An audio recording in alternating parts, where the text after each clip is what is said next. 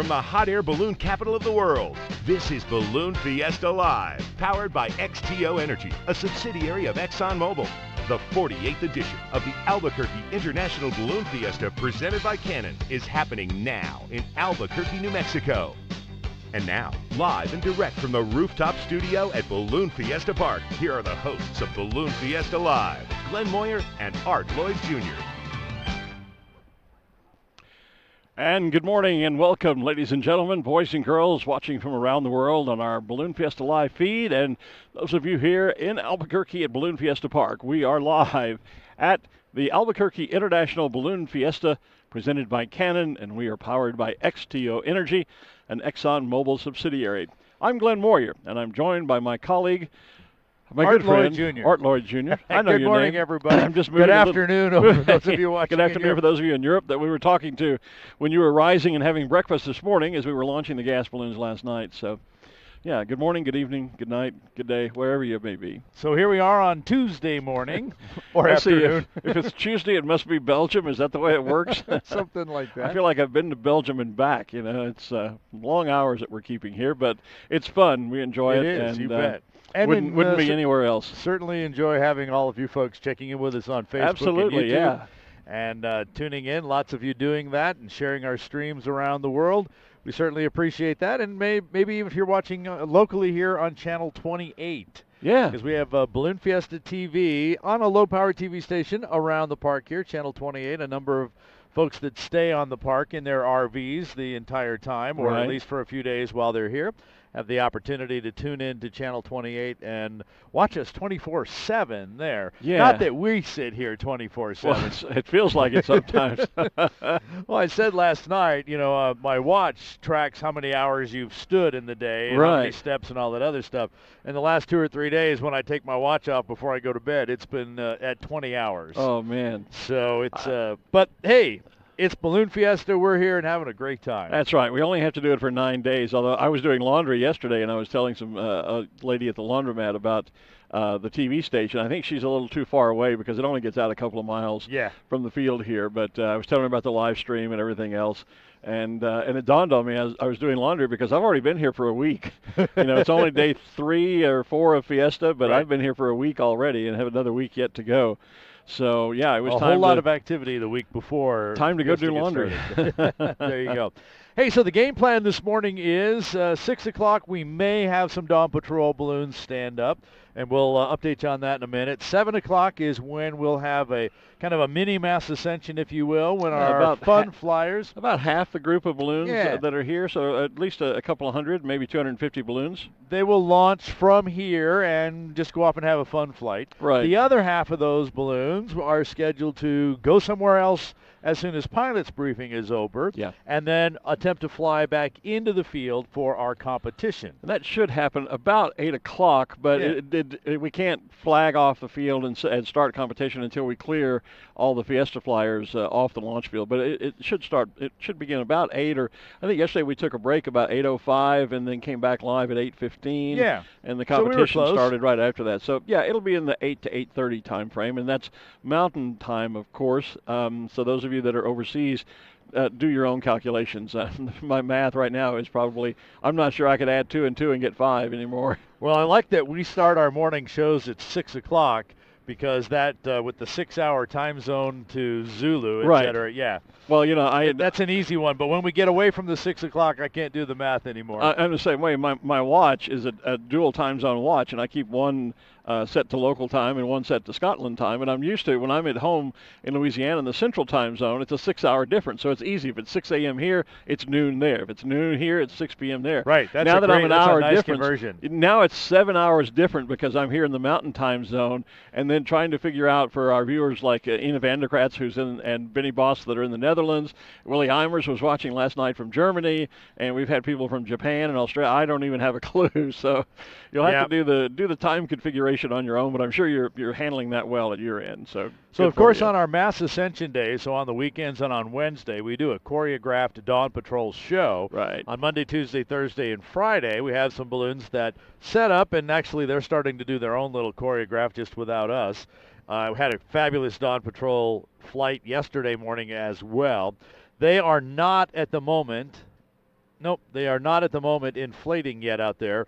We send off these pie balls, these helium balloons, so with the little lights on them, we can kind of see what the winds are doing at altitude. We also have a wind radar machine here on site that literally sends radar up and will tell us what speeds and directions things are going as well there. Overheard some radio traffic that the Dawn Patrol guys were not real pleased and not happy and not excited about the direction of what the pie ball did when it went out of here. Direction and or speed, I'm not sure which. So they are delaying a little bit. They're going to wait just a few minutes and probably send off another pie ball, take another look at things, and they may still inflate as well. Actually, the yellow flag is up over at main stage. We use a flagging system. As you might expect, a red flag means we're canceled. We never want to see that. A yellow flag means we're on at least a temporary hold. We're still waiting to see what conditions might change. And then, of course, a green flag, everything's go. And we, again, are at a yellow flag state. It's very much like a traffic light system. Essentially, green for go, yellow is caution, and red means stop. Exactly. In the simplest of terms. You know, we've been talking a lot about Keith Berry, who's coming out to fly Spidey Pig. People have been asking, is Spidey he on the Pig road here? Yet? He is on the road. His wife Lynette says, "Hi, Glenn. Keith and I are on our way. See you Wednesday." So safe travels, my friends. And somebody checked in. Let's see, Cherie. Let me see if I can read this. Brefly, I hope. I'm sorry, Cherie. Hope that's close. Says, good morning from Shreveport, Louisiana. Well, that's my neck of the woods. I actually live in Keithville. It's a suburb of Shreveport. So good to have the home folks watching this morning. Ruth Lind, our intrepid reporter, and she's already out there in the darkness and working. She's already out there. Yeah, good for her. And she has found. I've forgotten the name already. So Ruth, I'm just going to let you take it away. We can't steal her intro that way. That's Go right, ahead, Ruth. No, you can. Thank you. Yes, I'm intrepid this morning after a wonderful gas launch last night. I'm here in the Cameron Balloons USA tent with Andy Groth, who has been out here staffing the Cameron tent for 11 years. Andy, tell me about some of the people who come through the Cameron Balloons tent each year.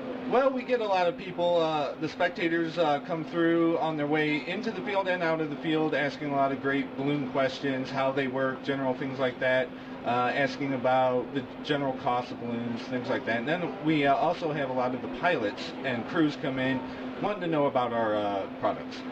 And they can actually put their hands on the equipment in here, is that right? Yes, absolutely. We have several baskets and burners on display. They can get up close, personal with it, see what ballooning baskets look like up close, and for the pilots, they can see different options that we have and things that they might be interested in. That's terrific. Andy, tell me about what sets Cameron Balloons apart from the rest. What makes Cameron special? Well, there's a lot of things. Our customer service, we go above and beyond for our customers. We never say no to questions or things that our customers would like. Our quality and attention to detail also stands above. That's terrific. And your boss is out somewhere over West Texas right now in a gas balloon, Andy Baird, and we'll look forward to seeing how his flight goes later this week. Glenn and Art, back to you. Thanks, Ruth. Thanks, Ruth.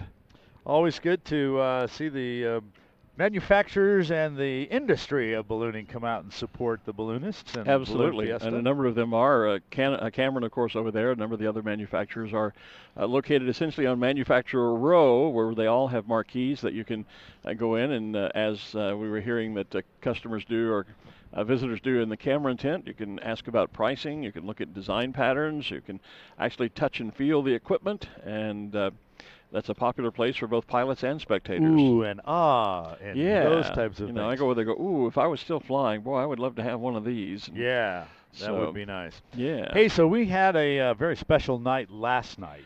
Boy, we did. That was really awesome. It was it was a little tedious during the inflation process, as gas ballooning always is for some of us. But once the Andy launches, Caton took his time passing gas or getting gas, as we talked about. Yeah, having gas passed to him, I guess. Yeah, had to kind of wait a little bit, which kind of just pushed us a little later. But Andy told us early on he was going to be the last. He was going to be last. One. He said that. Yeah, he did. Yeah, that was team part of number one who went off last. And basically, here we are. It's time for our Albuquerque International Balloon Fiesta America's Challenge update. And so we're going to do these while all the times they're flying, all through our Balloon Fiesta Live coverage. And we wanted to bring you just a little bit of video of some of the launches last night. That's when it really got exciting, was once we started launching the balloons. I had goosebumps sometimes when those national anthems were playing. It was really awesome. So the whole idea here is the balloons are walked to a platform or a launch stage, as you will. And that's a little test of the buoyancy there, make sure weighing off.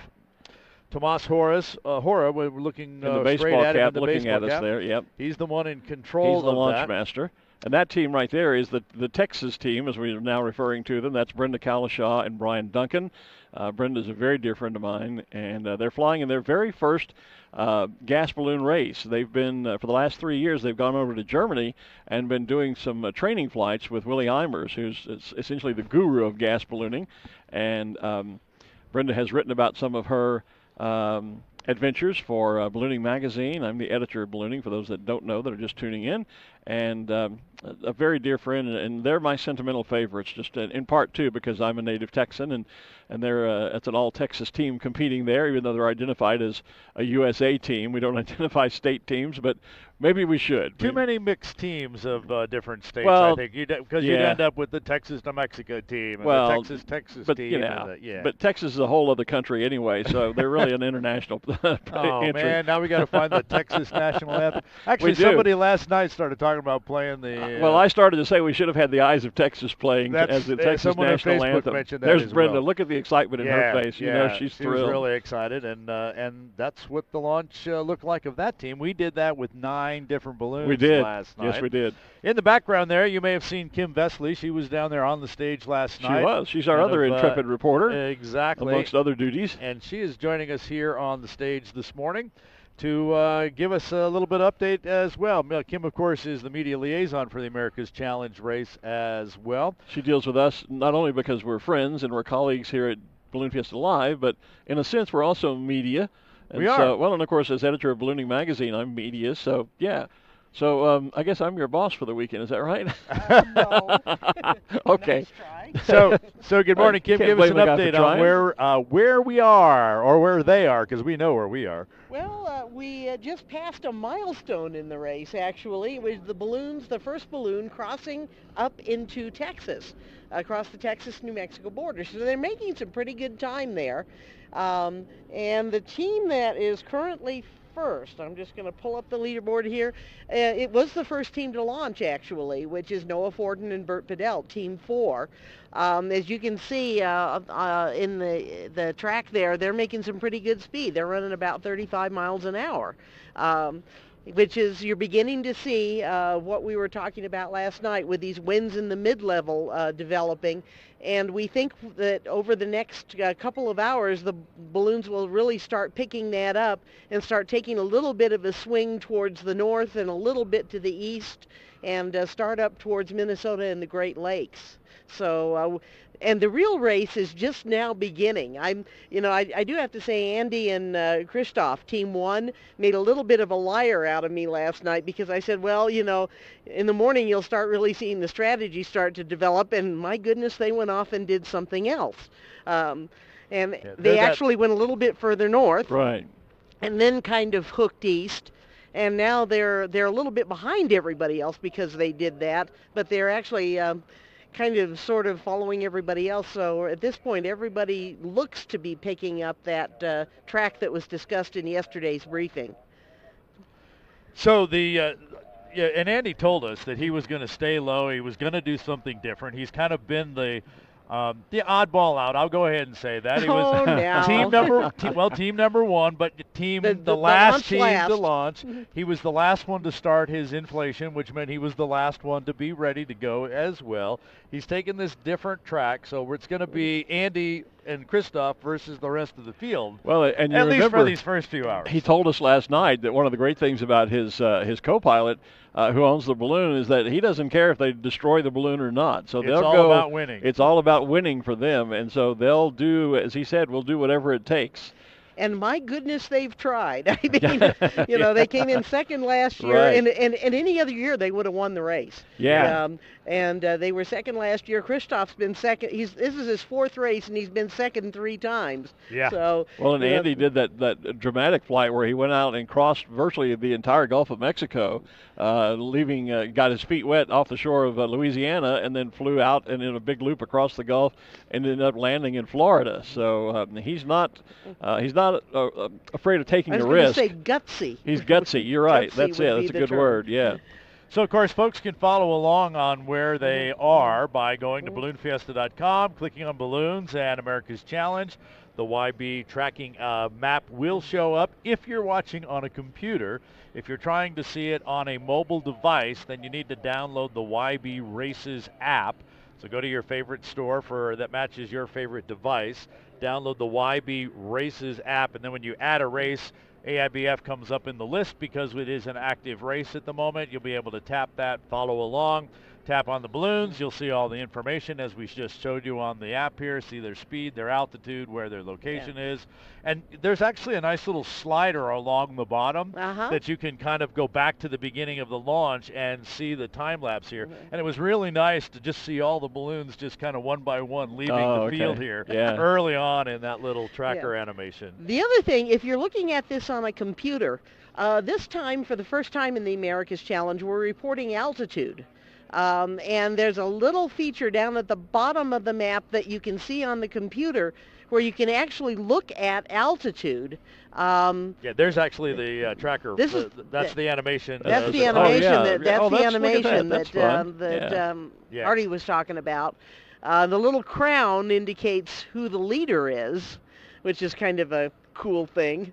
They're kings for the next 5 minutes. Tell the next tracker because they are so close. I was looking at this before, and 1 through 8 was about 20 or 30 kilometers difference in their distance. Yeah, they're very close. Yeah. But if you're looking at it on the computer, you can actually go down to the bottom, and it will pull up altitude.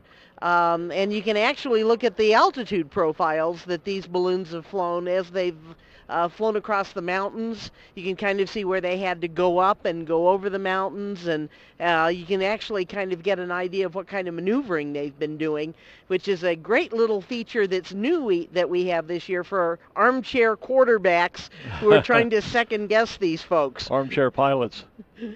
So go ahead and track the race yourself on our YB Races app or on balloonfiesta.com. And, of course, throughout the days when we are here live on Balloon Fiesta Live, we'll get updates either from Kim or Ruth, or we'll provide them ourselves as well. Yeah, we'll bring them all to you. I see balloons, you bet. So we're going to let you get back to the command center and tracking what's happening with our America's Challenge back to race. dealing with those those troublesome media folks. Well, no, they're actually very nice, and we've actually been talking to the press, and there's some excitement about the America's Challenge. So we are looking forward to a great and safe race. There you go. Good. Thank you, Kim. Thanks, Kim. We'll check in with you later. Yeah, you guys take care. Thanks. And as Kim was saying, and Art too, yes, we do see balloons now on the field and on the feed if you're watching us live. Hey, there goes one of those pie balls I talked about. Yeah. And that little light is a little glow stick that's attached to it so they can track it and follow it to higher altitude. Otherwise, it disappears into the night sky. And so very quickly. They're checking, looking at winds because we are currently, as Art said as we came online, that we are under a yellow flag, and there was, I think, some concern over wind and wind speed, and so they're double-checking that with some new pie balls. But our Dawn Patrol at least is now standing up. The early word was they were not particularly excited about the idea of flying, but they were going to do a static show here on the field, and so at least they are doing that. And there's a shot of the yellow flag you were just talking about. Right. And actually, you see the scissor lift right to the lower right? That's one of our camera positions in the, to the lower. Lower right. Okay. I was, the sorry, other I was right. looking stage left. The other right. Yeah. So there's Rick Jones in the yellow with the blue and orange. Behind him, the Stars and Stripes, Tim Taylor. Let's see who else we got out there this morning. Well, we've also got Greg Lindsay, and Greg is, we've been announcing, because I got an email from, I think, his wife, we've been announcing that he was flying just Ducky. That was what information that was originally provided to us, but we have since been told prior to getting the email from Susan, but thank you, Susan, for that anyway. He is actually flying a balloon called Floating Oasis, not Oasis, but Awasis, and that's like the word away with Oasis added to it. So Flying Oasis. That's the way when he you must see there have been now. listening because he lit up the balloon as you started talking about it. Right on cue. There you go. Good job, Greg.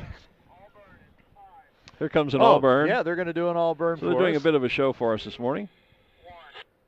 All-burn. Look at that. There they go. So that's kind of cool.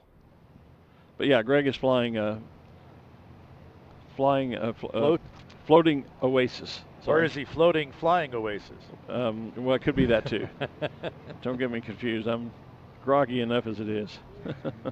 And as we just panned across those balloons, you saw some blue lights coming down from one of them. Each of these balloons, all of our balloons, have a crown line. That's a rope that is attached to the top center of the balloon, comes down to the ground. One of the crew members or two of the crew members may hang on to that and provide some stabilization, etc. And a couple of our Dawn Patrol balloons have managed to put some lights on it. There you see it on the balloon, the blue coming down. That's actually LED lights attached to the crown line rope. They tell us, since they do a lot of Dawn Patrol shows and Dawn Patrol flights, that here in the dark it really helps not only the crew but spectators see that rope and not get twisted up on it. I think that's Michael, isn't it? The one we were just looking at with the lighted up crown line? Second from the right? Second from the right? Yeah, that would be Scott. That'd be Michael Scott. Yep, absolutely, from Oklahoma City. Sorry, I'm just texting a friend at the moment. That view that you see is from our north cam, and just to the right of the Stars and Stripes balloon and to the left of the one we were just talking about with Michael Scott, you see that building back there. That is the building of which the roof we are on. So we're kind of even with those levels of light. You can't see us because they put their balloons in the way. Actually, I just start to see a little bit of light right behind the Stars and Stripes of Tim Taylor. That's D3 or D4. He has so many D balloons, I can't remember which one is which. But we're about right behind there. But this view is from the north end. We have, as we pointed out a few minutes ago, that scissor lift, which is basically right along the east edge of the field, about midway looking across the field.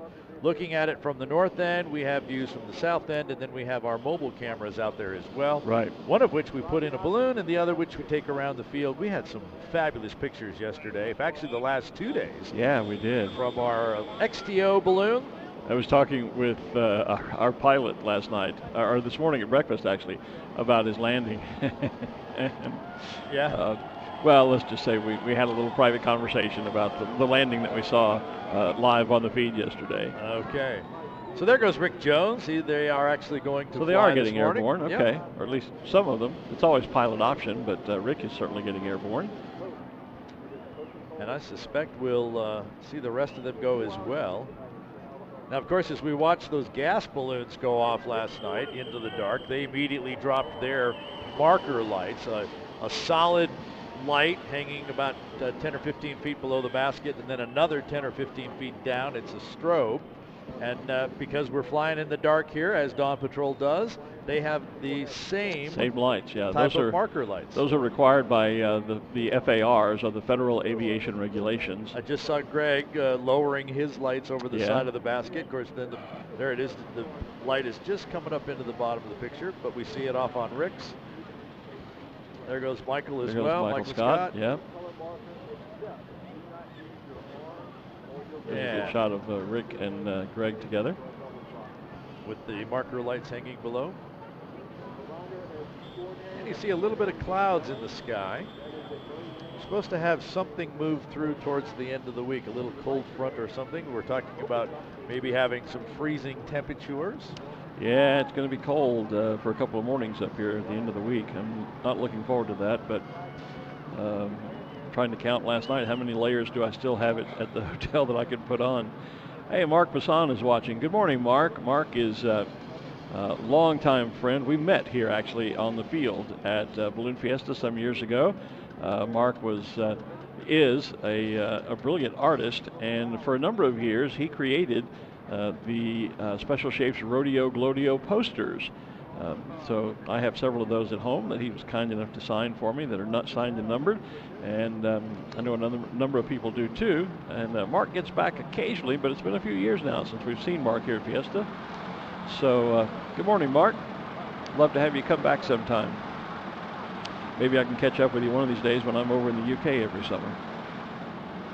So we were just talking about the balloon cam, and you were talking about the landing, but we're going to show you a little footage of what the takeoff looks like, so you'll get a feel. That was better than watching the landing. There you go. So just getting airborne, looking back at the balloons in the next row. There's right Cynthia behind Seal. them. Yep. And we got a chance to see the top of the balloon with the blue. There's a yellow smiley face. That's Honeydew. And so as you take off, you start seeing the tops of those balloons. That's going to be Dr. Pepper in the lower left. Right, the red, yellow, and blue with the black parachute top there. And then we look back and we see balloons behind those still in the cold inflation stage, and a little farther back balloons standing up because we can launch from the end of the field and the middle of the field. It's just so big. Yeah, the field is so large now. Used to, we started at this end, the south end on row A, and went from south to north and then came back up to the south end and started again south to north and then south to north, 3 waves. Now we can actually launch simultaneously from both ends of the field because the field is so big. There's enough airspace and clearance between the two groups that we can launch at both ends of the field. And it works out nicely. We put our ride balloons, our Rainbow Rider balloons that are providing paid rides to nearly 400 people every single flight. There along that line, that gives them even extra room to be able to get up and out as well. Penelope is asking, Bartel is asking, is there actually a mass ascension every day, weather permitting? Well, yes and no, Penelope. The mass ascensions are Saturday and Sunday on both weekends.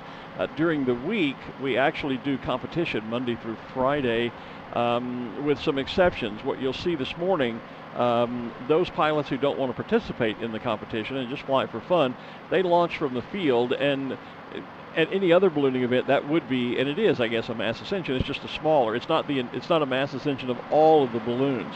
The balloons are split into 2 groups: those that want to fly off the field and the competitors who fly in. Now on Wednesday, we do Flight of the Nations, and so we do a midweek mass ascension where everybody takes off from the field.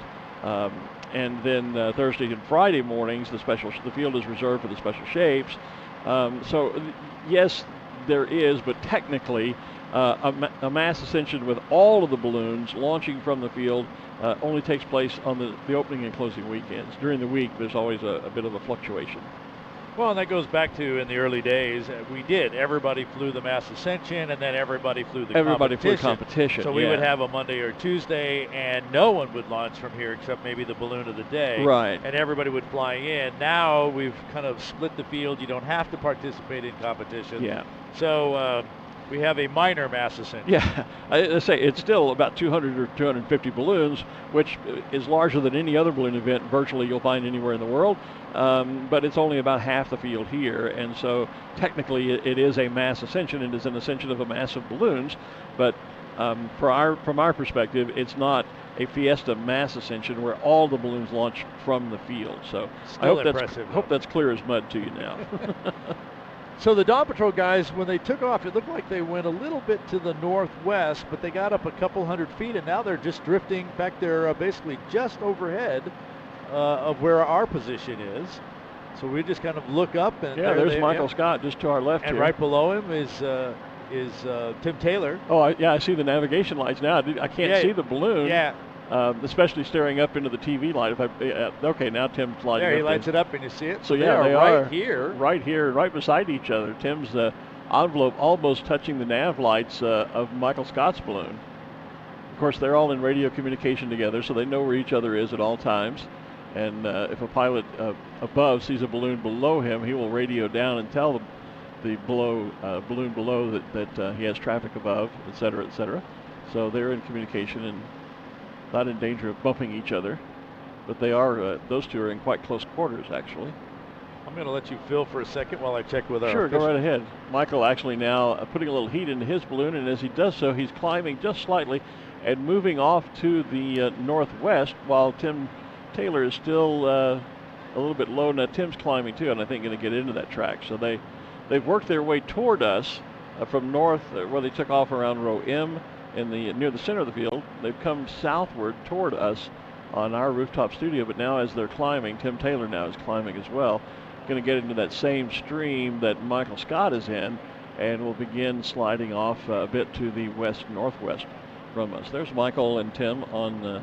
I was looking up through the TV lights through our stage lights at the actual balloons, but as I look back down at our monitor now, you can see them probably better than I could.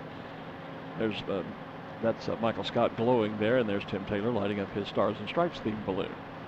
Now, just as we talked about them drifting this way, now they're drifting back to the north again. Well, that's what I was just saying. Yeah. Is that they both put a little heat in the balloon and climbed up, and now they're getting a stream that's flowing to the north and but west. But they didn't climb but about 20 feet. Didn't go very high. No, not at all. Not at all. Not that. And as you see now, Tim Taylor is actually dropping back down. He's putting heat in the balloon, but he's dropping down low, and he should start moving back toward us, I would think. Meanwhile, that's a very shallow box. It is a very shallow. Pattern. Meanwhile, Rick Jones is just directly in front of us. Again, shading my eyes from the light. Yeah. There you see Rick and Greg, the Just two of them. right at us. They've been pretty much almost attached at the hip to each other, as it were, since they launched this morning. Attached to the equator. At the equator. There you go. There's a good shot of a nice wide shot. There's the Dr. Pepper balloon beginning to cold inflate. Because it is Coca-Cola Day. And so is he down by the stage? Because he's not up here right in front of us where he normally is. So he must be down at the stage to be balloon of the day, huh? So I think we're going to, while we initially started with the yellow flag, my unofficial speculation opinion. Did I catch that enough? You know what happens when you assume. I know. Well, I try not to go to that word, but yeah, I understand. I think we're going to be fine here, and I would expect the green flag to go up in just a bit. Oh, our always lovely camera operators turning the lights off so that we can see. There's a nice shot of the LED lights on the crown line. Yeah. Coming down the side of the... Oh, yeah, thing. yeah. Isn't that Look nice? at that. That's nice. Yeah. Of course, if they're turning off the stage lights, that means they won't be coming to us on camera anytime soon, so... So we'll just tell you that we're Balloon Fiesta Live, powered by XTO, an ExxonMobil subsidiary. Sorry, I'll let you finish that. I'm Glen Moyer. I'm Lloyd Jr. We're glad to have you with us this morning, and it's day 4 at Balloon Fiesta. It's Coca-Cola Day. Balloon Fiesta presented by Canon, of course. And for you, it's day 4 of year 30. Year 30, yeah. Yes, congratulations. Yeah, I was a little disappointed. You know, they a few years ago they started giving pilots these nice patches that say 25-year pilot or 20-year or whatever. I thought surely, with all of the friends that I have on the board of directors, someone would do a 30-year announcer patch for me, but I haven't seen it, so maybe. I got 30 years put on the pin for you. Yeah, you did. I appreciate that, and I know that I'm just kidding. Of course, I'm just taking a stab at my friends on the board. You'll hear about it later. Well, because they can do 25-year pilot, they can do batches of those. They would have to do a one-of for a 30-year or whatever year announcer patch, and I don't expect them to do that, but. Just taking a little bit of a friendly jab at some of my buddies that are on the board. So there was a chase truck apparently pulling out because remember, about half of these balloonists are going to go somewhere else. They're not leaving and going home. Yeah. They're going and finding a launch site that is going to allow them to fly back in here. And based on what we're seeing with the Dawn Patrol, that's going to be a challenge. Yeah, and we were talking about the days when everyone used to fly the competition. The spectators really did get concerned because there'd be this long line of all the trucks were leaving. The balloons were all, and the field was vacant. And they're going, wait a minute, what? I came to see balloons. We came to see balloons. What's happening? Where are they going? So. Yeah, so they'll be back. They're going out to find a launch site. And then the other question is, well, where are they going to launch? We don't have a clue. Every pilot has the freedom to find his or her own launch site. Look at Michael Scott, changing subjects in a hurry there. He is really, once he got up there and got into that northwesterly flow, he has really made some distance. Look at him way out there now. He was literally just here above our tower. Speaking of above the rooftop studio, here is Rick Jones directly overhead of us almost. And Greg with the floating oasis right in front of us. Yeah, and Greg's just kind of been hanging there, and there's not, as you say, maybe a balloon's height difference in their altitude, and yet Greg is kind of just hovering there. And you don't actually hover a balloon, but he's kind of hanging in the same space. And Rick Jones is making a nice slow track toward us, though he's climbing a little bit now too. There is Greg in Floating Oasis. Get my camera out and get a shot of the. You don't usually get Dawn Patrol right over the top of us like that. No, that's true. And actually, that's a nice shot of Greg. They're right in front of us. I might do the same. I don't think I've done any Dawn Patrol shots yet. So stick up on my I haven't done any Dawn Patrol photos on my Twitter feed, so I think Better I'll get do to that. that. Meanwhile, Ruth has an interview with our Balloon Meister. Ruth, take it away. I do. I'm here with Balloon Meister Henry Rosenbaum this morning. Henry is in charge of managing what the pilots do every day. Henry, tell me what goes into planning the tasks for the day. Yeah, Ruth, it's very interesting. We have a team of people, our meteorologists and our scoring team, and then our launch directors and our officials. But we actually start our day at 3 o'clock in the morning. So this morning we had our meteorologists out here doing weather observations. We actually put up helium balloons. We get the current winds that are here at Fiesta Park, and then we look at all the models. And based on that, we can then determine what task we want to call that day. And how many competitive tasks do you have in a week, and how do you go about planning those in terms of what day, what task? Yes. So we have the opportunity to have tasks on 5 different days. The Monday, Tuesday, and Thursday and Friday, the competitors will fly into the field. And then on Wednesday, we do a mass ascension, but those competitors have an off-site target. So we know on the days that we're flying into the field, we have a different assortment of tasks that we can do. Such as today, we're going to do a fly-in task. There's 2 X's. The competitors have 1 baggie, and they can throw that mark at any of those X's, and we're going to score to the closest. Do they have to go a specific distance outside to launch? They do. Every competitor has to go at least 1 mile out. They can't come any closer to 1 mile to launch. Well, that's terrific. Henry, I know it's a very complex task. What prepared you to be the Balloon Meister at Fiesta? Well, I started off as a pilot. As anybody that comes through these roles are going to be a pilot. I'm also a commercial pilot with years of experience for 30 years. But then I've also been on staff here for at least 7 years, and then worked my way up through the safety officer rank, chief safety officer, and now as the Balloon Meister. That's terrific. We're so lucky to have you, Henry. Thank you very much. Glenn and Art? Yep, I have something for you if I got a minute. Hey, you do? Yes, I've got the Balloon Meister pin here that I would like to give to you, Ruth. Thank you, Henry. And I have a Balloon Fiesta Live pin for you. That's fantastic. Thank you. Thank you. Back up to you guys. Thanks, Ruth. Thanks, Henry. Thanks, Henry.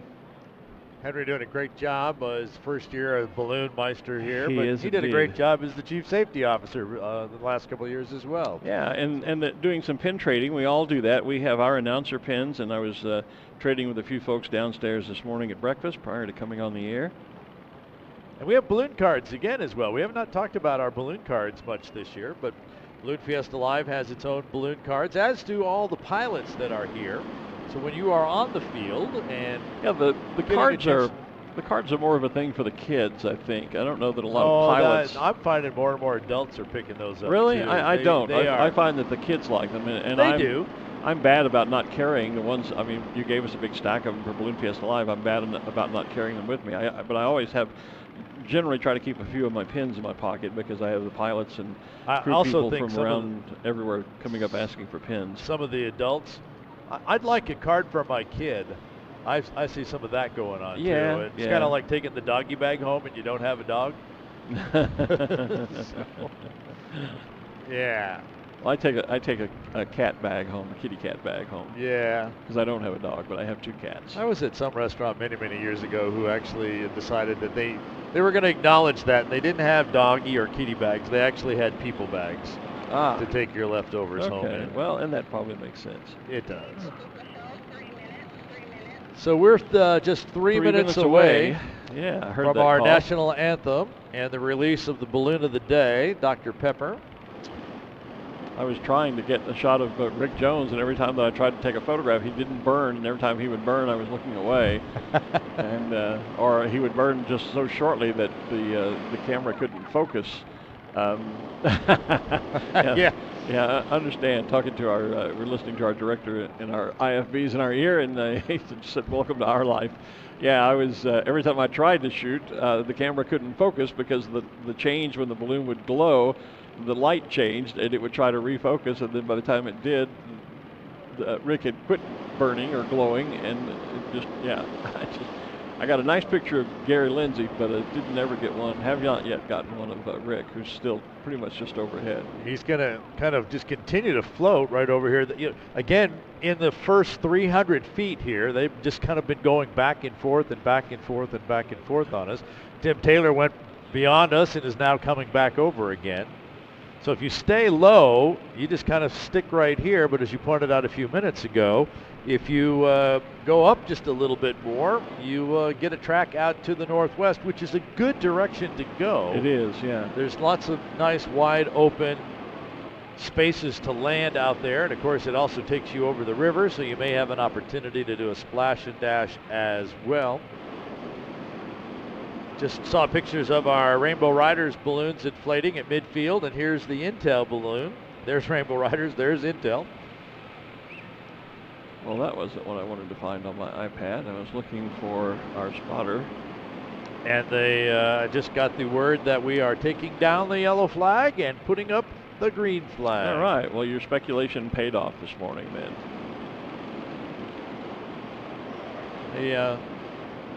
Well, I've only been up here on the tower with you, the announce tower, for about 6 years. 6 years, yeah. I have been around Balloon Fiesta for about 35, so I've actually flown it, participated in a number of different areas here, so I have a little bit of a clue. And I keep monitoring all the official radio. I know them, many of them, as do you, and kind of know how they're thinking and what it takes to make it work and otherwise. No, I was just making fun. I know you were. Just picking at you, buddy. Just picking at you.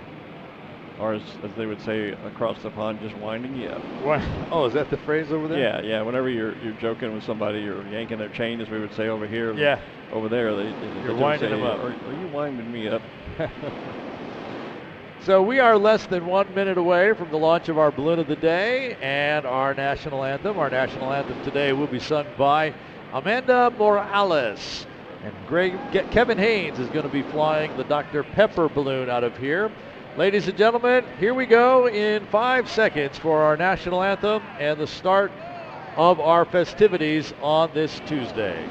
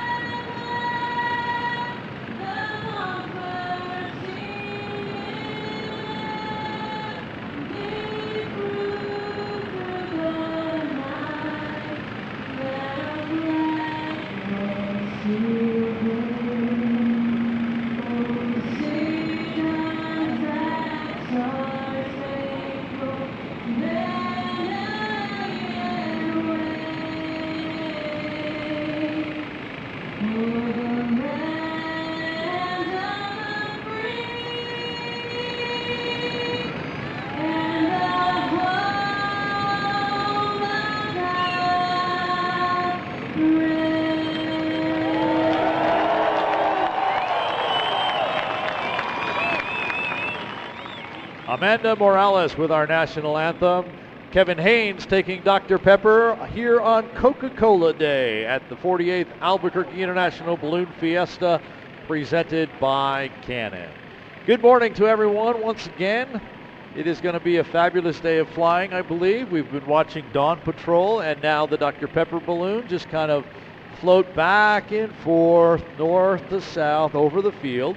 We had one balloon one of our Dawn Patrol balloons go a little bit higher and head out to the northwest. Even he is Doesn't seem to be getting any farther away, though. So not really, no. He kind of got out that way and dropped back down into this calm layer, or more calm. The only one who's really made any distance is Michael Scott. He is way out now, headed out toward Corrales. But the others have all hung right around the perimeter of Balloon Fiesta Park here. So could be an interesting morning for competition then. Mother Nature is even getting in on the colors this morning. The sunrise still about 15 minutes away, official sunrise. We're starting to see some light come over the Sandias, or around the Sandias more so. But with some clouds out there, there's going to be a little bit of color in the sky. I think we're going to have a beautiful sunrise. I think so. You know, it's always fun when you have a little bit of clouds and we get the sunrise, because sometimes you get that kind of cotton candy looking cloud that are light pink and they're really airy and fluffy. And so it'd be great to have a morning like that. And we have some of those clouds actually just right over the peaks of the Sandia Mountains, as I think you were just saying. Yep. And off to the north of us there. So it might be one of those kind of days. I think it's going to be. Oh, some of them actually just right overhead of us. Those they're not really cumulus clouds. They're just they're just kind of, they're sort of a combination of what cumulus and stratus, where they're kind of wispy but clumpy. Yeah, that's a good word. They're clumpy clouds. Clumpy clouds. Clumpy clouds. Got to have some clumpy clouds. There some clumpy you go. Cotton candy. Yeah. Let's hope so. So we're beginning to see the stages of our what will be, as we were discussing earlier, sort of a mass ascension. It'll be a mass of quite a few balloons. A minor mass for us. A minor mass ascension, yeah. A half mass? I don't know.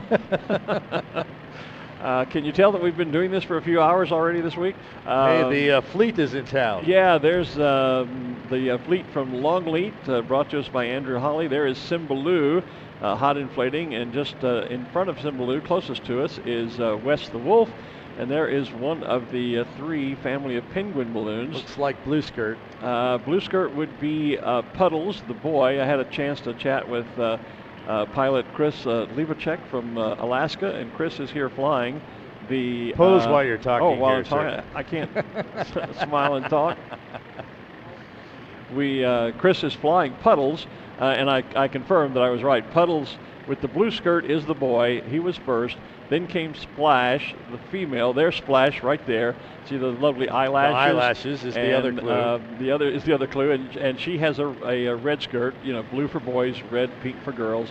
And then there is Tall Steve, the balloon that Andrew Holly, their little chick, who's not so little. He's actually taller than both Puddles and Splash. He's almost taller than both of them combined. Almost taller than the two of them combined. And there is the newest balloon in the fleet. This is the guinea pig. And we were telling the story yesterday how Andrew and some of his buddies were together sharing an adult beverage or two, and discussing how we sometimes send one balloon away to test the wind. And here in the States, sometimes we call them wind dummies, or they are guinea pigs. And the conversation turned to, well, wouldn't it be neat to have a real guinea pig balloon? And so now we do. Now we do. Yep. The balloon we're seeing on the screen now, lots of red with a little bit of black and white going around the equator, the fatter part of the balloon. That's our As Time Flies balloon, otherwise known as our XTO balloon. That's right. And Balloon Fiesta Live camera balloon. That's right, yeah. That is the balloon that will fly our camera again this morning. A little bit later this morning. The Intel balloon with Sean Askren aboard has just launched. He didn't waste any time. No, he didn't. Here at the south end of the field. Sean is a long-time corporate commercial balloon pilot, and Sean and I met on the circuit years ago when he was flying a corporate balloon for Winston when cigarette advertising was still allowed here in the United States. You know, I noticed with Dr. Pepper and now with Intel, there seems to be a little more number of people in the basket, so like they've thrown an extra person in, which kind of confirms the fact that it's a little cooler this morning. Yeah.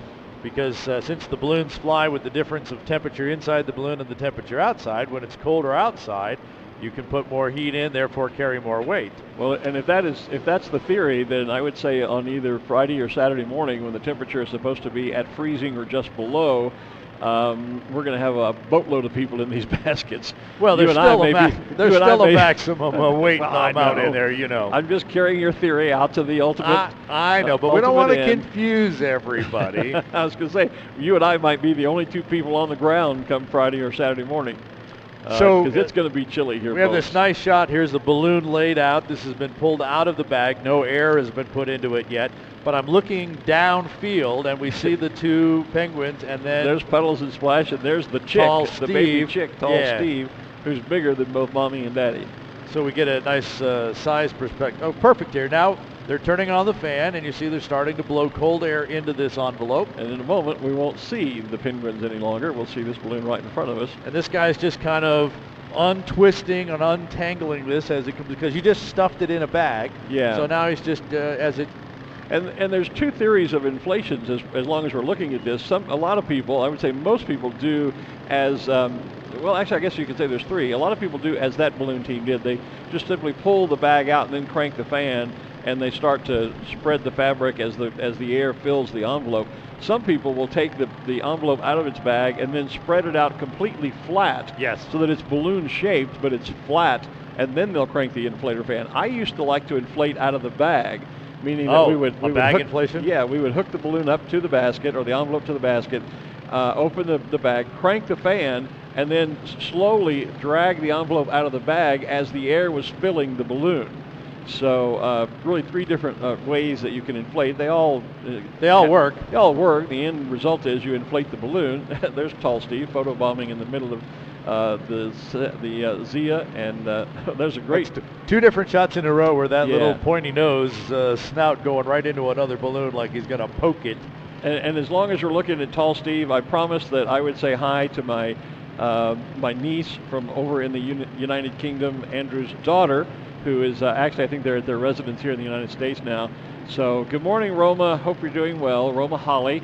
And was watching Daddy, her mom Jennifer, sent us some great pictures on Facebook yesterday of Roma in front of the TV with Tall Steve on the live feed. So Roma was watching her dad Andrew fly, and I promised I would say hi to Roma this morning. She's my faux niece from over in the UK. They refer to me as Uncle Glen, and I just think that's darling. I love it. So hi, Roma. Hope you're doing well, darling. So we just watched that balloon where they just kind of drag it out, put some air in it. Here's the team that is stretching it out, like exactly. You were talking Although about. now this is looks like one of the shapes. Is that Mr. Fish? Could maybe? be Mr. Fish. Looks like it. Might be. But it's the same. But the same it's concept the principle here. we were talking about, right? Yeah. They're actually stretching the envelope out and getting it all. Of course, in the case of the fish, they may have to go through and put some of those seal some of those additional deflation ports. Yes. That special shapes often have in order to get all of the air into the necessary places and then get it all out. They sometimes have more than just the parachute top. They'll have special deflation vents that they have to open to deflate, and so then when they go to inflate the balloon, they have to make sure they're resealed. Tom McConnell taking our New Mexico Zia balloon off right in front of us. Bright yellow with the red pennants and the red Zia on it. Right here in front of us. Ballooning is a generational sport in many families, and certainly it is in the McConnells, Dr. Tom and his son and maybe other members of the family. I lose track, often flying the balloon. In fact, that may be, I don't see the traditional campaign hat that Dr. Tom usually wears, so that might be that might be his son who's flying this morning. Cymbaloo is in the air. There you see a nice shot from our northern camera. That's looking toward us, so a little bit different view than we have. You're seeing the back of Cymbaloo the lion, that brown and gold and yellow balloon there. You can almost see the word Longleat on the back. There he is glowing. And we're looking at the face of Cymbaloo as he's coming toward us. Although the turning vent's in play, so yeah, now it's going to turn around. I was just looking away from you. You're not going to get that good photo today. I was just reaching for my iPhone to grab a quick photo, and he turned. I'm not sure if Richard Penny is here flying Cymbaloo or not. I'll have to look at our spotting chart. He's usually the pilot that flies it over in the UK. So the direction is definitely directly to the south. All these balloons that are launching from the field are coming directly over the top of us. And then depending on what they do, in fact, I'm looking at Zia, who just went by. I thought he had a little bit of east there maybe. So here's down at the throat of As Time Flies. We saw them holding it open while the cold air was being blown in. Now that it's full of cold air, or mostly full of cold air. And as they're inflating, our second XTO energy balloon is just passing directly overhead of us. Yellow balloon with what looks like from the bottom a peacock pattern of feathers, and on the top it looks like somebody spilled a bucket of rainbow painted balloon, or rainbow paint rather. Not sure if John Bulger or Tom Tollison is flying that one for us, but right overhead. They flew the camera for us on Sunday and brought us just some fabulous pictures from the air. We appreciate them flying that for us. I think we may get buzzed by Tall Steve today. I think just so. launched. We're going to get buzzed by a lot of folks people, here. I think. Yeah, we are. Yeah. Somebody mentioned on Facebook yesterday, I saw they made the comment that Andrew Hawley was probably the most mentioned pilot on our feed, and that could be in part because Andrew has brought with him a fleet of 7 or 8 special shapes. Hey, and look to the sky. We are getting those cotton candy clouds. Candy look pinks. at that. Yep. The sun is just is up on the other side of the Sandias, and we're getting those beautiful pink cotton candy clumpy clouds. That's my new favorite word, clumpy clouds. I love the hand wave we just saw on the top of Bill Walker's balloon. The smiley face we've talked about. I always forget that there's a little hand wave as well. We saw that just a moment ago. And yep, here comes Tall Steve. Yeah.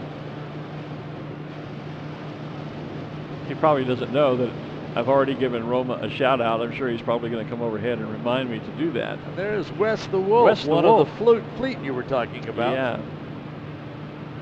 Not only has he brought those 7 or 8 balloons, they're all balloons that everyone loves, that we like to talk about, like to see. But of course, we have Cynthia Seal as well, Pat Rolfe. I love the balloon reflections in her eyes and her eyelashes as well. Exactly. You see, if you look in the pupils of the eyes, you see the balloon shapes there. There is, I believe that's, couldn't quite catch the skirt color. There is the back of the cheetah. This is another of the menagerie. I wouldn't call it a balloon fleet. It's more like a menagerie that Andrew has brought with us. There's the cheetah, the panther, 3 penguins, Cymbaloo the lion. There is Adelaide the koala. There's the new little guinea pig. There's a look at the cheetah just disappearing from view. Wes Wolf right there. All, interestingly enough, basically round balloons with just a little bit of 3D appendages that give them that special character. So Tom McConnell in the Zia balloon didn't go very far south of us, and now he's right back over the field. Which means, as I say, we're about to have a visit from Tall Steve, and here he is here on the screen. Comes. It looks like he's aiming at us. You think? Everybody, yeah. Look at that, everybody in the baskets. They're aiming at us. Yeah. You think they're aiming for us? Yeah. I wouldn't be surprised to see a baggie come flying down at us here in a minute from Andrew. Go ahead and zoom in on the basket of Tall Steve if you can there. Let's get a good shot of Andrew and those guys. Fly Penguin. And Roma, there's your daddy. I love Albuquerque. Love the banner, Andrew.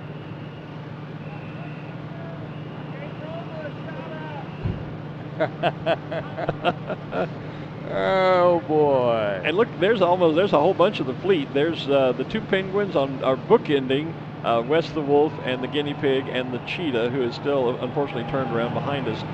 I'm going to be watching for the black sheep this morning. You got to help me for that. Okay. A friend of mine over in Scotland is an author of children's books, and she happens to love sheep, and I said, well, I've got to get you a picture of the black sheep balloon. She went, wait, what? There's a black sheep balloon? Yeah, he mooned us most of yesterday. Most of yesterday we were looking, at the other end of the sheep's behind, but hopefully we'll get a nice shot today.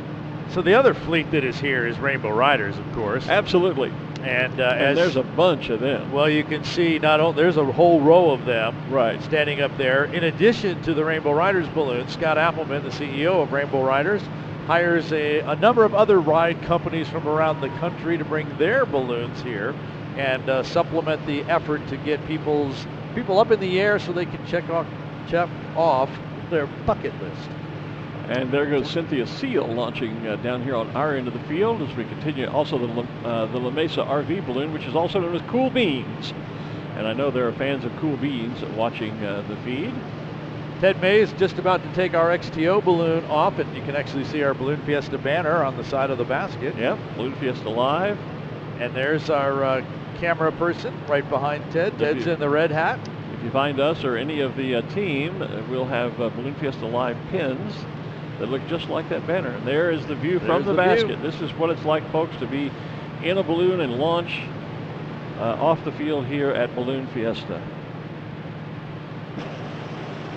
There's the emoji balloon, kind of photobombing the scene there. That is Lee Hooper from Lindstrand Balloons over in the UK.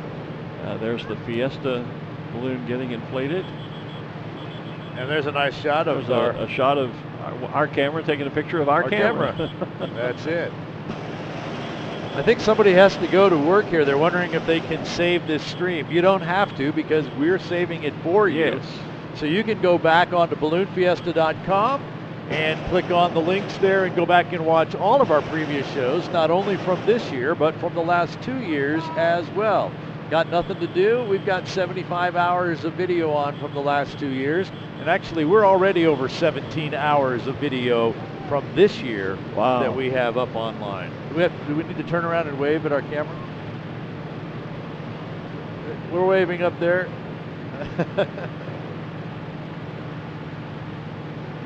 There There it is. oh, see, now we can. Yeah, wave. there we are. Yeah. So they picked it up. Oh, look, there you can even see the monitor that we're looking at. That we're looking at, yeah. Remember, this used to be the top secret announce location in tower? Yeah. Well, and it used to be just two guys with a table and a microphone up here. It was all we had. And we called it the super secret announce tower. We could tell you where it was, but we'd have to kill you.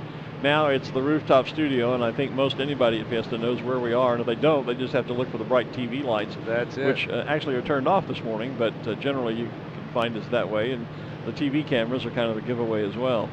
But we have now we have people buzzing us and taking pictures, and of course we have our nice banner behind us with now we're showing the world where we are on our own live feed. We're showing them the Rooftop studio, and it literally is a rooftop studio. We're on the top of we're on a second floor balcony here. Look at that shot from our balloon cam. Yeah, look at that. Seeing the balloons at the south end of the field that are inflated, ready to go. We talked about Andrew's fleet. That whole row is Rainbow Riders. That entire row of balloons all the way across the width of the field.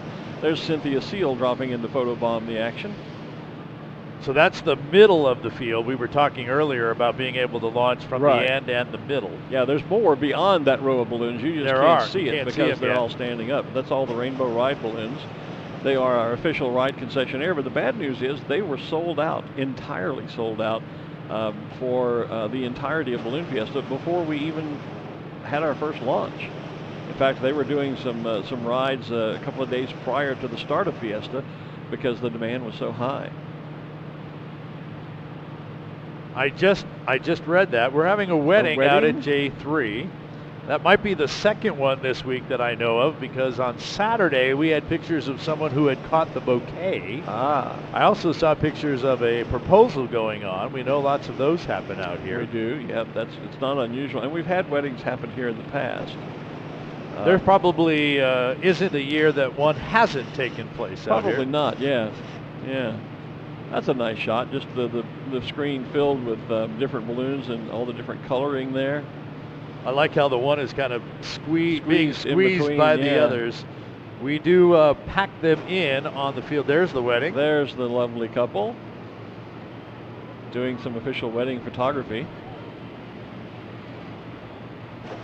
All right. There's the emoji balloon. That's Lee Hooper again from Lindstrand Balloons over in the UK out of Oswestry with the first emoji balloon. Oh, bless you, my friend.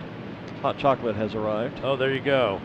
I think there's 38 Rainbow Rider balloons in the fleet. Now, they're not. They all don't say Rainbow Riders. Some of them say Sundance or others. Contracted pilots. But there are 38 ride balloons providing something like 364 balloon slots, passenger slots, every single flight. There's a broadcast group for you, 96.7, 101.1, 102.3, and 96 point something. They're all part of the fleet that Scottie Appleman brings in to help fly those. Those are not actually local broadcast stations. They are ride operator balloons from other parts of the country.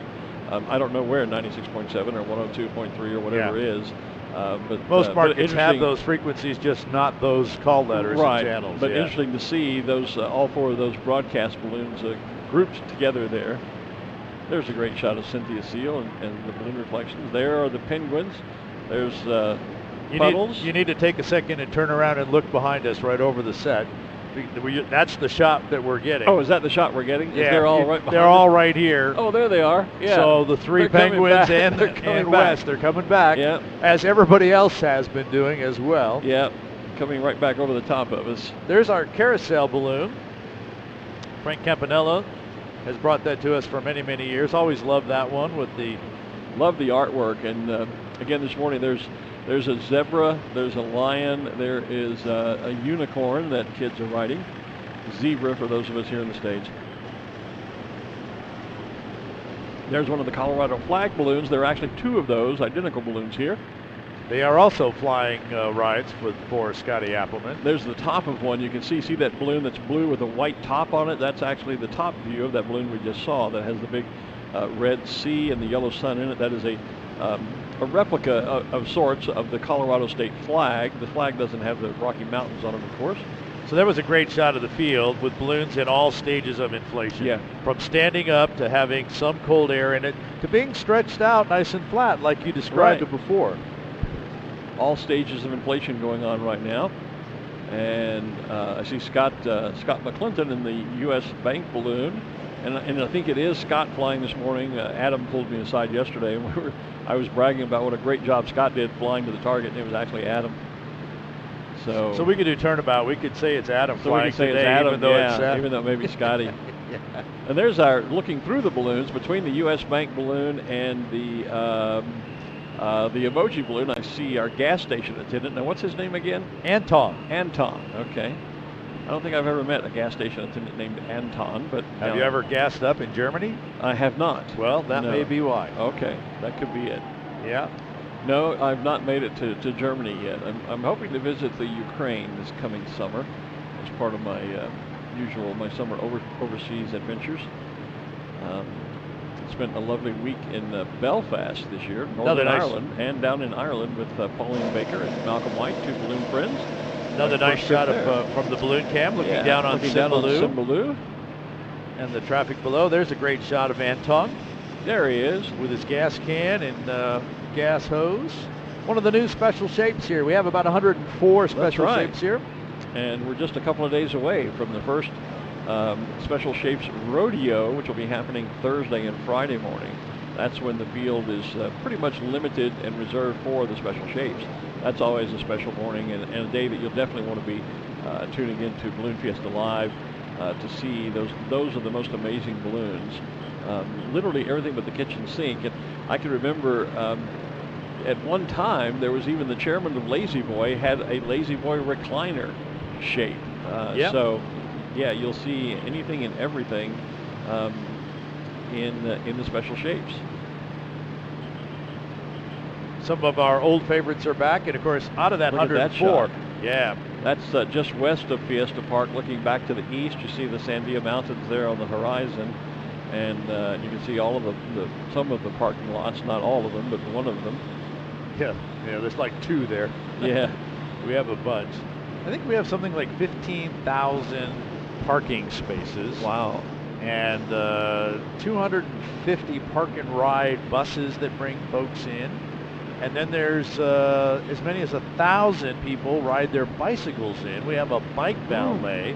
And the bike trails in Albuquerque actually come right between the museum and the balloon field. So you literally ride your bike right up to the field. It's a great trail. Actually, throughout the year, I ride that trail a lot. There's KKOB's balloon, the red and white and black. Ron Curry would be the pilot of KKOB. Just beside it, the green balloon, you may notice that black blob on the side. Oh, there, we switched shots.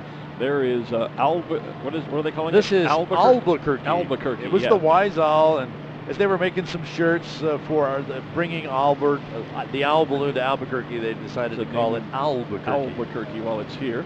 But I was going to say, we saw the preventive pest control balloon there just next to 770 KKOB a few moments ago. The green balloon and that black blob I was about to talk about is a big old spider. Black Widow. Black Widow spider. Yeah.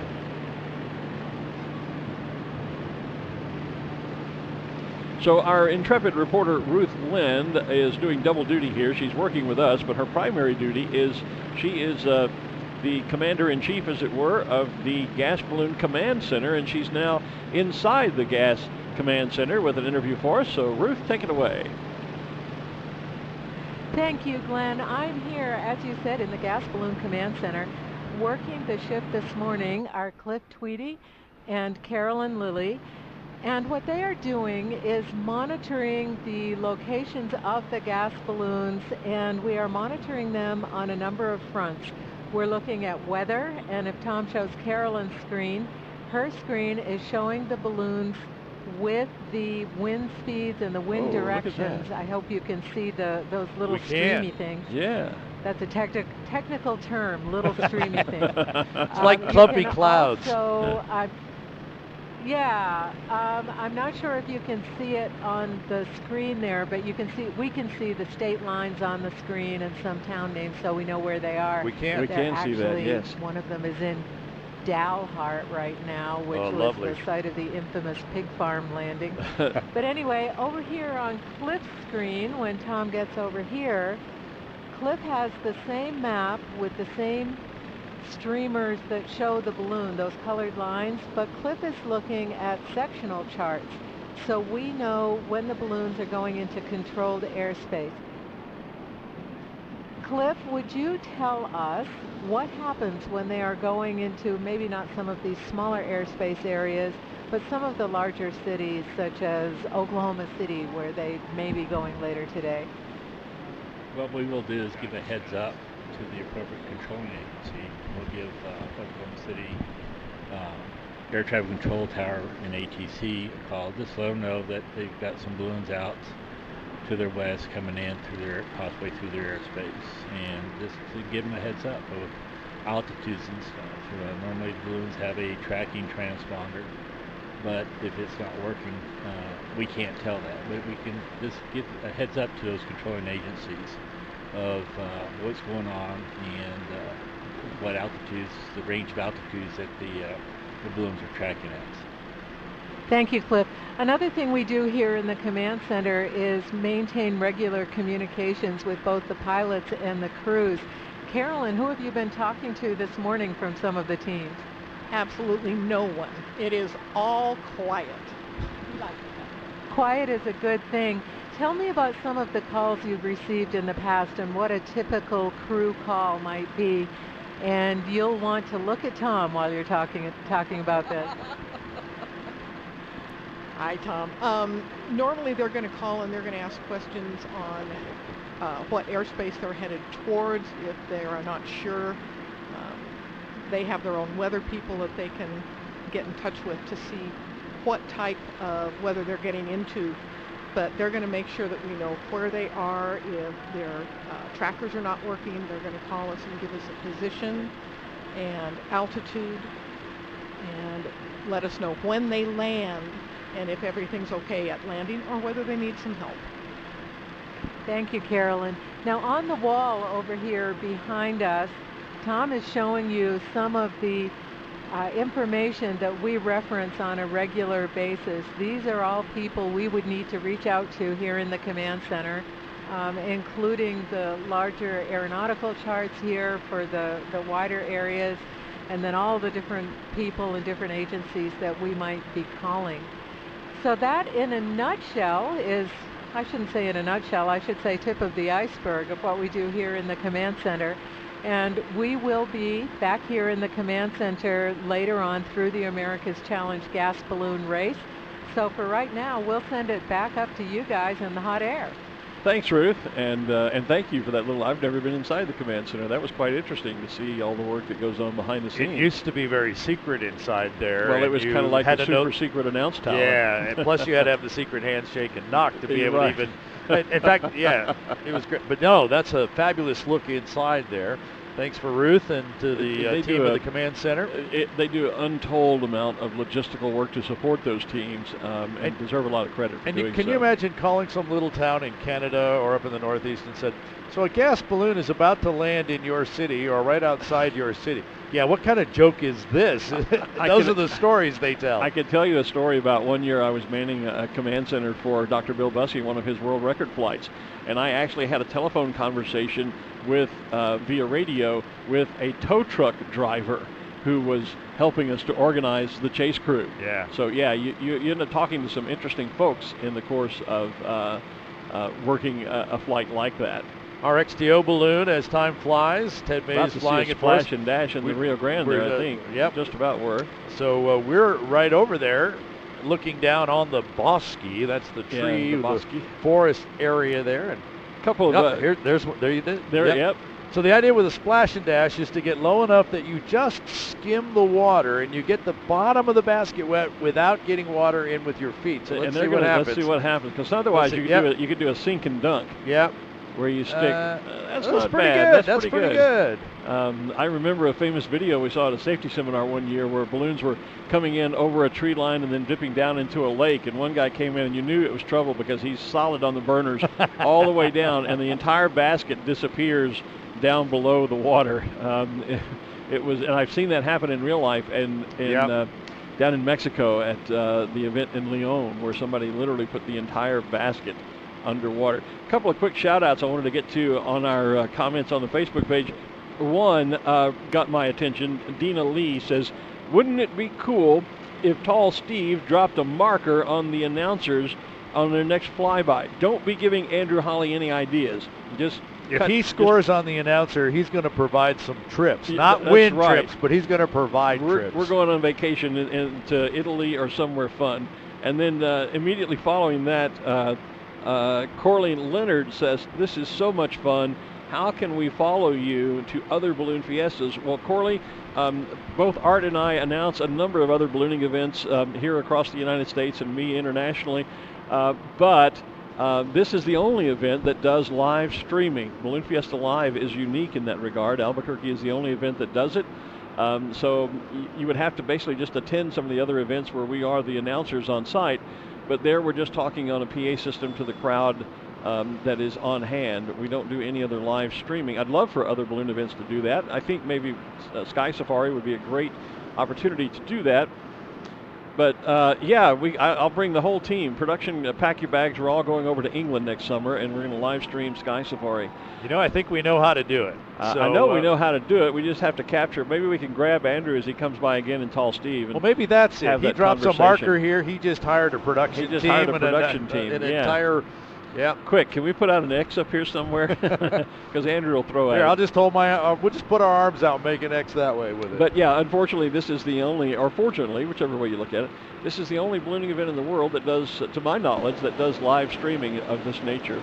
At least with this amount of coverage. Certainly with this amount of coverage and on the air 9 days, sometimes 2 shows daily. We should have a tip jar up here somewhere, I think. Johnny Petrin taking the Cannon balloon off from in front of the main stage. Cannon, of course, our presenting sponsor. Always glad to have them here. Not only do they provide financial assistance and, of course, great coverage here, they put a very nice sized tent up over there. Lend you, the general spectator. That's right. Equipment, camera, gear, lenses. They'll provide expert assistance. I think they're providing some cleaning services over there as well. Yep. So they will take care of every photographer from anyone who walks in. They've also got a great photo op over there with Canon.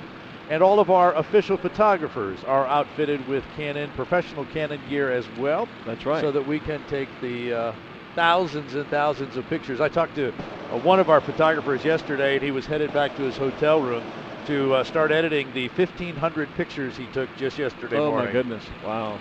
Yeah, and I have to say a quick shout out to Canon as well, because they provide me great support with Ballooning Magazine.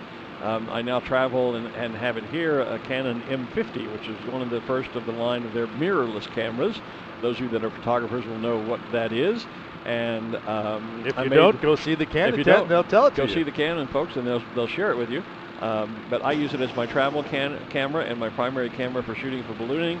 And I made that all through connections with the Canon people here at Balloon Fiesta. So go by and say hello to them. High overhead is the Bass Pro Shop balloon. As we've talked earlier this week, that is a virtually new balloon. It is a brand new balloon for them here. And had a chance to meet one of their, I think it was the head of the ballooning program, with Bass Pro Shops, and talked to them. He had already been told that we had that conversation about how much we love our chairs up here that we got from Cabela's, and Bass Pro also owns Cabela's.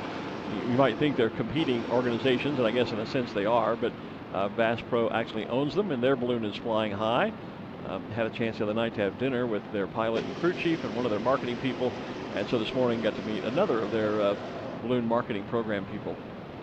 Josh Sneed just checked in. Joshua Sneed just checked in on our Facebook page. Well, I'm going to be, I leave here next week and head to a little town called, I think it's Liberty City down near Austin, Texas, where Josh is running a ballooning event. And I'll be the announcer there. Those saying, how do you follow me? Well, you can follow me to Austin, Texas if you like. We need to talk to Josh about bringing our show on the road to his little rally. Well, this is a pretty small first-year event, I believe, so it might be a few years in the making. But here comes Andrew. Yeah, I know. So someone is asking where the farthest team out. So the leader team appears to be Team 4, Bert Pedelt and Noah Fordham, as we continue to watch America's Challenge distance race. They have gone 257 miles from Albuquerque, and they are over the panhandle area of Texas, near Stratford, just past Dalhart. You can, of course, watch that and track that for yourself by looking at balloonfiesta.com and going to America's Challenge. Another great shot of the balloons playing in the Rio Grande from our XTO balloon, looking down on this beautiful multicolored. That's one of those multicolored balloons. I started calling those rainbow colors. Rainbow colors. Rainbow colors. That one has yellow at the top and the bottom. Yeah, with all the colors of the rainbow in it. And we were noticing that the wind pattern has shifted slightly here. They're still coming at us to the south. They go up a little high and they go back north, but now a little bit higher than that, they go out to the northwest. There's a pretty strong flow out to the northwest now, which is, again, that's a great direction that carries the pilots out over Rio Rancho and into Corrales, where the landscape really opens up, and there's some great landing zones out there, and so the pilots are always happy to go out that direction from this park. Of course, it also takes them over to the Rio Grande, as you've seen some of the pilots doing splash and dashes there. I can see our XTO just coming across the treetops right about the river. That's why we're getting those great shots. That's where we're getting those great shots from. Yeah. I see him out. There he is. There he is. From our vantage point through the chain link fence. Hey, you get what you can. A minute ago, I saw Buster the Bulldog, Paul Burrows flying the... Yeah, Buster is looking right at us. Yeah, he was. There it is. There he is. There's Buster. Tongue hanging out like any good bulldog. Look who's overhead. Floating Oasis. Floating Oasis, yeah. So this is about, the fourth time he's been over? Something like that. Gary Lindsay up there, one of our Dawn Patrol balloons still in the air. Greg, what did I say? Gary. Oh, I'm sorry, Greg. That's all right. Look at that. Look at there. Look at that cluster right out there. Yeah, Cynthia Seal. Yeah. And the multicolor you were talking about. The multicolored balloon, yeah. And that almost looks like it might be... I think that's probably a Rainbow Rider balloon in the middle there. That's what I was thinking. Look how much bigger it is than the others. But yeah, Cynthia Seal getting feet wet in the Rio Grande there. Appropriate for a seal, I suppose. Somebody should build a splash. We should have an otter balloon, I think. Oh, there you go. Somebody needs to build an otter. Well, otters are cute. You've said it. We'll probably see it next year. Well, I hope so. If I were still flying, I'd think about it. That actually. And there's Tom McConnell with the Zia balloon getting a splash and dash in as well. Otters are really cute. I like otters. Osito Bimbo. Osito Bimbo from Bimbo Bakery. They are on field, of course. They're on site as a vendor and the sponsor, and you can sample some of their great bakewares. Bimbo Bakery is, I think they said, it started in Mexico 70 years ago, if I'm remembering my notes correctly. And they are the parent company to a lot of brands. There's a great shot of Osito over the field of other balloons. They are the parent company for a lot of brands, including Sara Lee, Intamans, Thomas, Oro Wheat, and others. And Osito Bimbo, the Bimbo Bear, has been representing them and marketing them in the hot air balloon community for a few years now. And that is, I think Bill Baker's flying that this year for us, isn't he? He is registered to be flying that. Bill is staying at my hotel. I saw him. In fact, this morning we walked out the front door together on our way here to Balloon Fiesta Park. Bill is a pilot friend from Tyler, Texas, where he makes his home most of the year.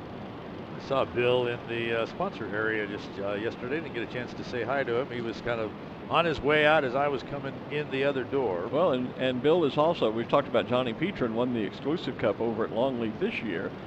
Bill Baker is a past champion from Longleaf. I think he won it 2 years ago, I believe. Right by Osito Bimbo is the Shovel Man balloon, otherwise known as the Dial 811 balloon from Cox. reminding you to always dial 811 to check for any underground utilities or other underground facilities before you do any digging for construction purposes. I thought you were going to give me the quiz. Well, I can if you'd like. I'm prepared. I studied. Take notes. There will be a pop quiz later. So, So all right. So since you studied, go ahead. Tell us. As you look at Shovel Man, we can get a shot of him on the feed maybe. It has all of those little tiny flags that you see when you drive through an area. You'll see the little orange flags, the little red flags, whatever. So there's several different colors. So go ahead, Art. Amaze us with your intelligence and your trivia here. What are all the different colored flags mean? So yellow indicates the gas. Green is sewer. Purple is irrigation. Red is electrical power. Orange is communication. And blue is potable water. So whether it's the flag or the colors of the markings that they put on the pavement on the grass. Sometimes they spray paint on the grass, yeah. But each of those colors actually means what kind of utility is underground that you need to be aware of. Okay. So, yes, children, there will be a quiz later.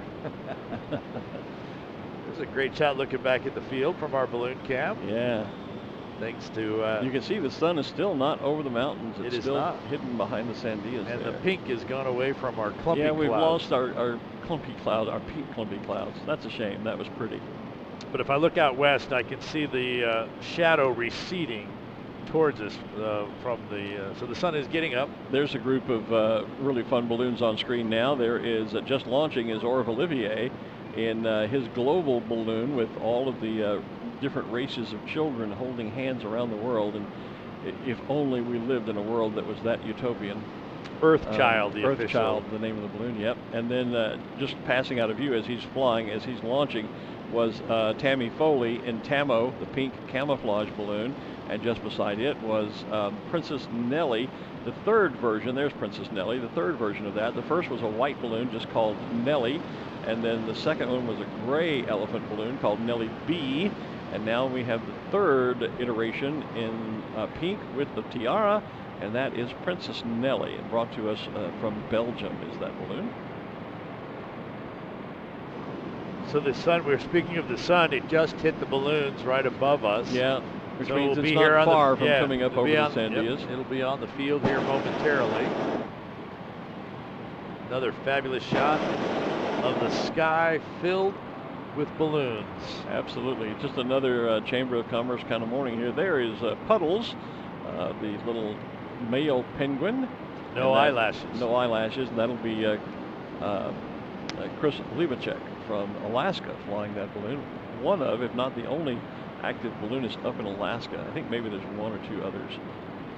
Chris hooked up with all of us when he provided support to Andrew Holly for the Fly Every State project.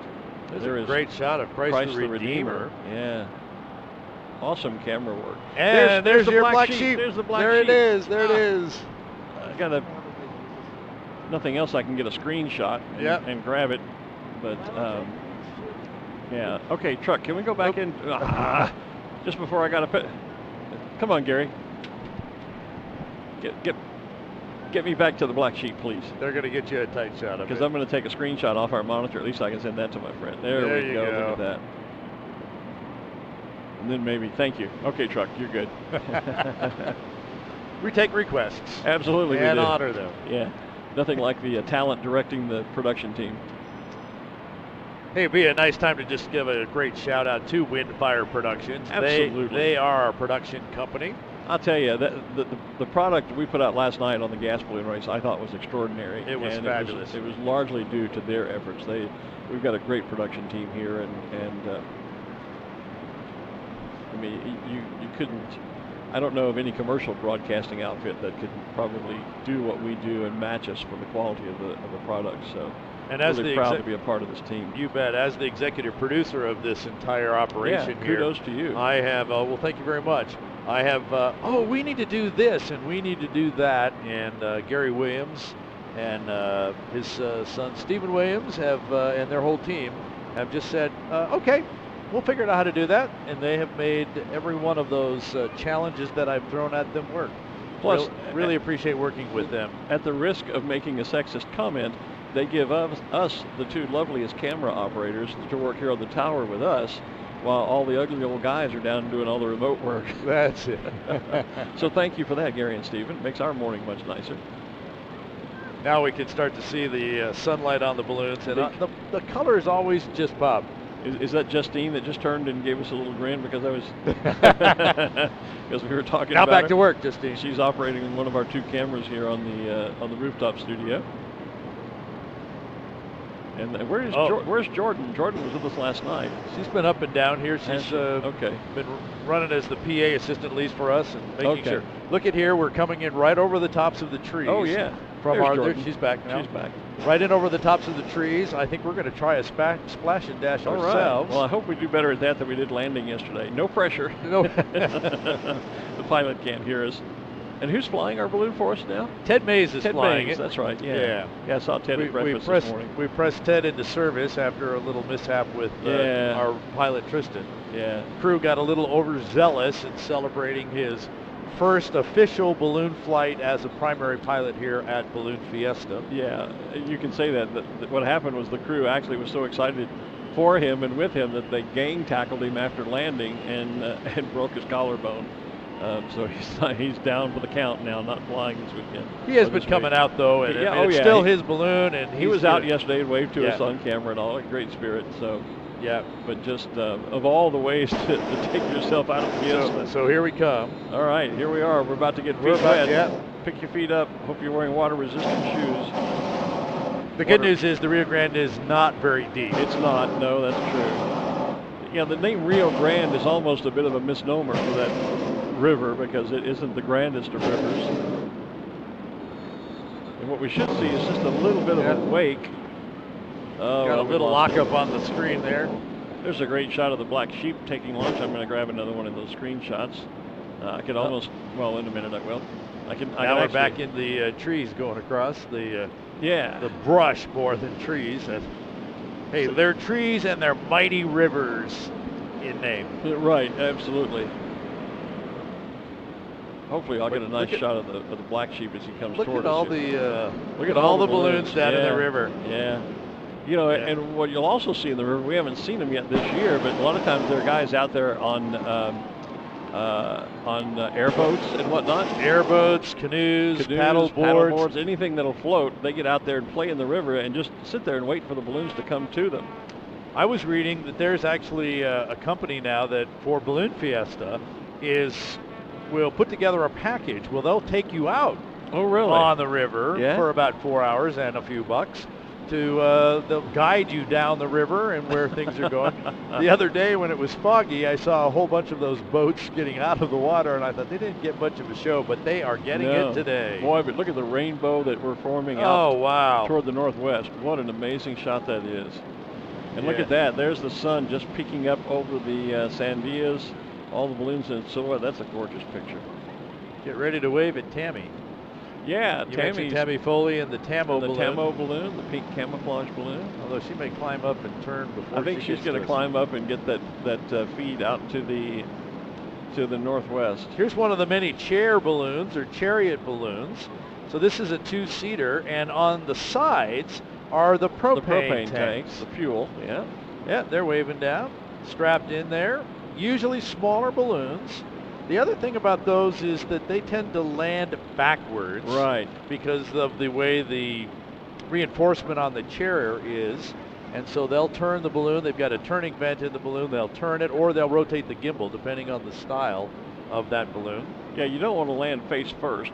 No, because you end up doing a face plant. Yeah. So the Chariot that I've talked about, the ABQ hopper that we've pointed out a couple of times, we actually used a tank that we put underneath the seat. Some do that. Yeah. So we're using a lay down 20. Our balloon. It did. We've actually had in the past we had a special event for hopper balloons, the little one-man cloud hoppers, and there was actually, I remember one pilot who actually just straddled the propane tank like you would ride a horse with a saddle. We saw all kinds of creations there. Some are backpacks where they just strap on a backpack with the propane tank and burner frame and fly away. Others have little like swing chairs, swing seats, like from a swing set, camp stool type chairs. There's all sorts of creations. So we're hearing on the Facebook feed that they were glad that they could ride along with our splash and dash. Oh, how cool. And now they've landed on one of the, they called it an island. It's really kind of a... The black sheep's coming right at us, and what does he do? He turns his butt straight towards us. I've been waiting all morning to get a picture of the black sheep, and I'm looking at the butt end of him. There's what we call a kiss, though, as the red, white, and blue balloon and the black sheep have just touched envelopes, and that's perfectly fine in the sport of ballooning. There you see they're really close. A moment ago they were actually touching, and we call that a kiss. As long as you touch fabric to fabric, you're fine. What we don't want to see is the basket of one balloon impacting the fabric of another, because then you have the opportunity to potentially snag something and tear the balloon. This is going to be more of a hug than a kiss. Almost, yeah. Look at how that's just going to curve. Part of it's the angle we're looking at. Yeah, but I think these two are in love. Get a room, guys. But I'm hoping he'll bump him hard enough, he'll spin the black sheep around, and I can get a face-on picture of it. But otherwise, because he's just just almost right at the south main entrance to the park, just not far from our rooftop location here. Okay, the red, white, and blue balloon is going to go ahead and climb on up above him. Go up there and give that tail a push and windmill him around, will you? Speaking of tail ends, there is the tail end of Hamlet, When Pigs Fly, Doug Gant's balloon. There's your new demon special shape right beyond it. Yeah, Beelzebub. I have to practice that pronouncer. And I saw right behind it the new fractal balloon. The new fractal balloon. They're both up there. I just thought I saw I think the blue one is behind that white balloon with the rainbow He's spire. over in center. Oh, there he is. He's I knew I'd seen him. He's sort of center field. And you just see the bottom right. Yeah, there we go. And our balloon cam was just landed on one of they called it an island. It's really more of a sand barge out there in the river. And they're back into the trees again. Just scraping the trees. Pilots a lot of times will use that if they're moving along at a quicker speed, will come down and actually scrape the top of the trees to kind of burn off some of that speed and slow things down. So we'll check back into our... If you do that when the trees are flowering, and sometimes even just with the leaves, you can just kind of do a little picking off the top as you go by. Just saw the armadillo go by. To get Doug to turn Hamlet around for us for a picture. Well, he's side on to us now. We're not looking straight at the little pigtail. So there's a little nose sticking out. That's I think one of our cat balloons. There's the Keystone Cop, and behind it the other blue hat, the little blue dog. Oh, the little dog. Little dog? Because there is another little blue dog. Are we back in the water again? Yeah, I think we were there for a second. All right. Just don't short out the camera. There's water inside the basket. Yeah. Their feet are wet. Well, the smart pilot doesn't tell his passengers what he's about to do, but he slowly gets up on the side of the basket so his feet stay dry, and then you plant the basket in there and your passengers' feet get wet. So, one of those little tricks of the trade that you can sometimes do. Great camera work in our balloon cam. Now we can see more of the front of Hamlet. You can't from our camera. We can't because he's over our roof. He's over the roof of the building next, or the rooftop part of the building next to us. Smurf is there as well. And there's Lottie Dottie Chicken. Lottie Dottie Dottie. I'm glad you did that, not me. Hey, we're actually starting to see the end of our little mini mass ascension. Yeah, it won't be long before again, this is just half the show this morning. This is the start. It won't be long before We'll be kicking you off the rooftop and sending you down onto the field Here's into the target zone. Here's the other great shot from a balloon here where you get to take pictures of your shadow. You see the shadow, yeah. And there's actually a couple of other shadows above. Another one of those piloting tips. You look for the shadow. There's actually 3 shadows in a row there. 1, 2, 3. There's a third one further out there. So you know that there's somebody nearby, which right. you may or may not know about. You watch for those shadows as a pilot. But you were saying you're going to kick me off the roof again. Yeah, we're going to kick you off the rooftop and send you down with our mobile crew out onto the field into the target zone to show you a little bit of what balloon competition is all about. That'll be coming up in just a little while once we clear all these Fiesta flyers off the field. And go ahead. Well, I was going to say, while we're on the competition, yesterday we did the Sid Cutter Memorial, right, where the idea is to come in, drop your marker on the bow of a boat. We actually had three pilots get in the boat. But no one's on the bow. No, but those 3 are now obviously 1, 2, and 3 in the overall standings. They happen to be Maury Petrin, of course. Who 2-time champion, going for number 3. Going for a 3-peat. I don't remember who was second and who was third, but it was Blair Kaufman and Tomas Hora were the other 2 that got their markers into the boat. They didn't tell me which one was second and third, but great bragging rights for them. Yeah. And we've been talking about our XTO balloon, getting great pictures from there. We talked about Tristan's little mishap. Disabled pilot. He's grounded now, but that doesn't mean he can't talk to our Ruth Lind. Ruth? Yes, I have Tristan McLean here with me, the pilot of the XTO balloon. Tristan was the balloon of the day on Sunday. That is so exciting. Tell me, Tristan, what does the balloon program mean to XTO? It's really just a new, exciting experience for them to have. We're really looking forward to building a relationship with them. They started out this year as a hospitality sponsor and only looking to grow from here. We've been building the relationship, showing them the new exciting things that they can have with bringing some of their important people out to fly with us, and also just introducing them to the world of ballooning has been really an opportunity for everyone, including the pilots as well as myself. Building relationships is very important to us here at Balloon Fiesta. So. That's terrific. Tell us a little bit about XTO. Absolutely. So XTO is an oil and gas company from New Mexico. They are a subsidiary of ExxonMobil, really just trying to show their name more in New Mexico, as well as they are much larger around the country, but they don't really have much of a name here in New Mexico, so they're really trying to get their publicity out there, and Balloon Fiesta is a great way for them to do it. So. And the balloon itself is a great way to do it, and they could not have picked a better pilot ambassador. Tristan, thank you so much for your time today. Glen, Art? Hey, Ruth, ask him how his shoulder's doing. Glen and Art want to know how your shoulder is doing. Shoulder's getting better. Got some good news yesterday with no surgery, so working towards some exciting things, but I'll be back up in no time, and I look forward to definitely participating in the next Fiesta. Great. We wish you a speedy recovery. Guys? Thanks, Ruth. Thanks, Tristan. Thanks, Tristan. Tristan now is the ex-pilot of the XTO balloon. Sorry. Yeah, the couldn't resist.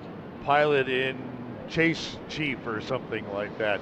Tristan was great to work with when we were looking to find a balloon that would fly the camera for us all 9 days. Obviously, we went to our sponsor XTO to talk to them about it, and Tristan being the main pilot for them, although we have 2 balloons that are being flown that way.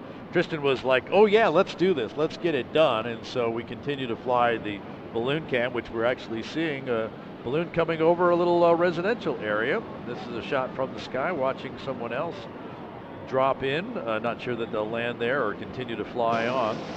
But Tristan was just great and fabulous about working with us to be able to fly the balloon, and we certainly appreciate that. And of course, the sponsorship of XTO, because this is Balloon Fiesta Live, powered by XTO, an ExxonMobil subsidiary. And not only can you watch us on Facebook and YouTube and the balloonfiesta.com page, we are also on Channel 28, TV Channel 28. If you are within a couple of miles of the Balloon Fiesta Park, you should be able to pick us up on the air. The TV channel is on 24/7. It obviously carries our live Balloon Fiesta live shows that start at 6 o'clock in the morning, 6:30 in the evening when we have evening events. But we're replaying these shows on the TV station so that you can come on down and experience Balloon Fiesta live in person on the field, head back up to your RV, and watch what we said about you, about the event. Well, in fact, I was talking earlier about meeting the gentleman with Bass Pro Shops this Right. morning.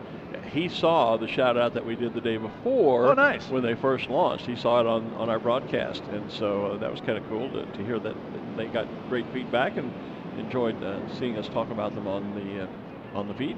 There's Pico, another one of our 104 special shapes. Pico comes to us from the good folks at is it Saint Jean or Gatineau? I lost track again. Saint Jean. Saint Jean, that's right. Of course it is. Saint Jean sur Richelieu. He's a character that was created by an artist there in Saint Jean. They were in a location last year that we got to talk with them and the pilots quite regularly last year. They're not quite in the same spot on the field, or we're not quite on the same spot of the field. And so we haven't had a chance to actually talk with them.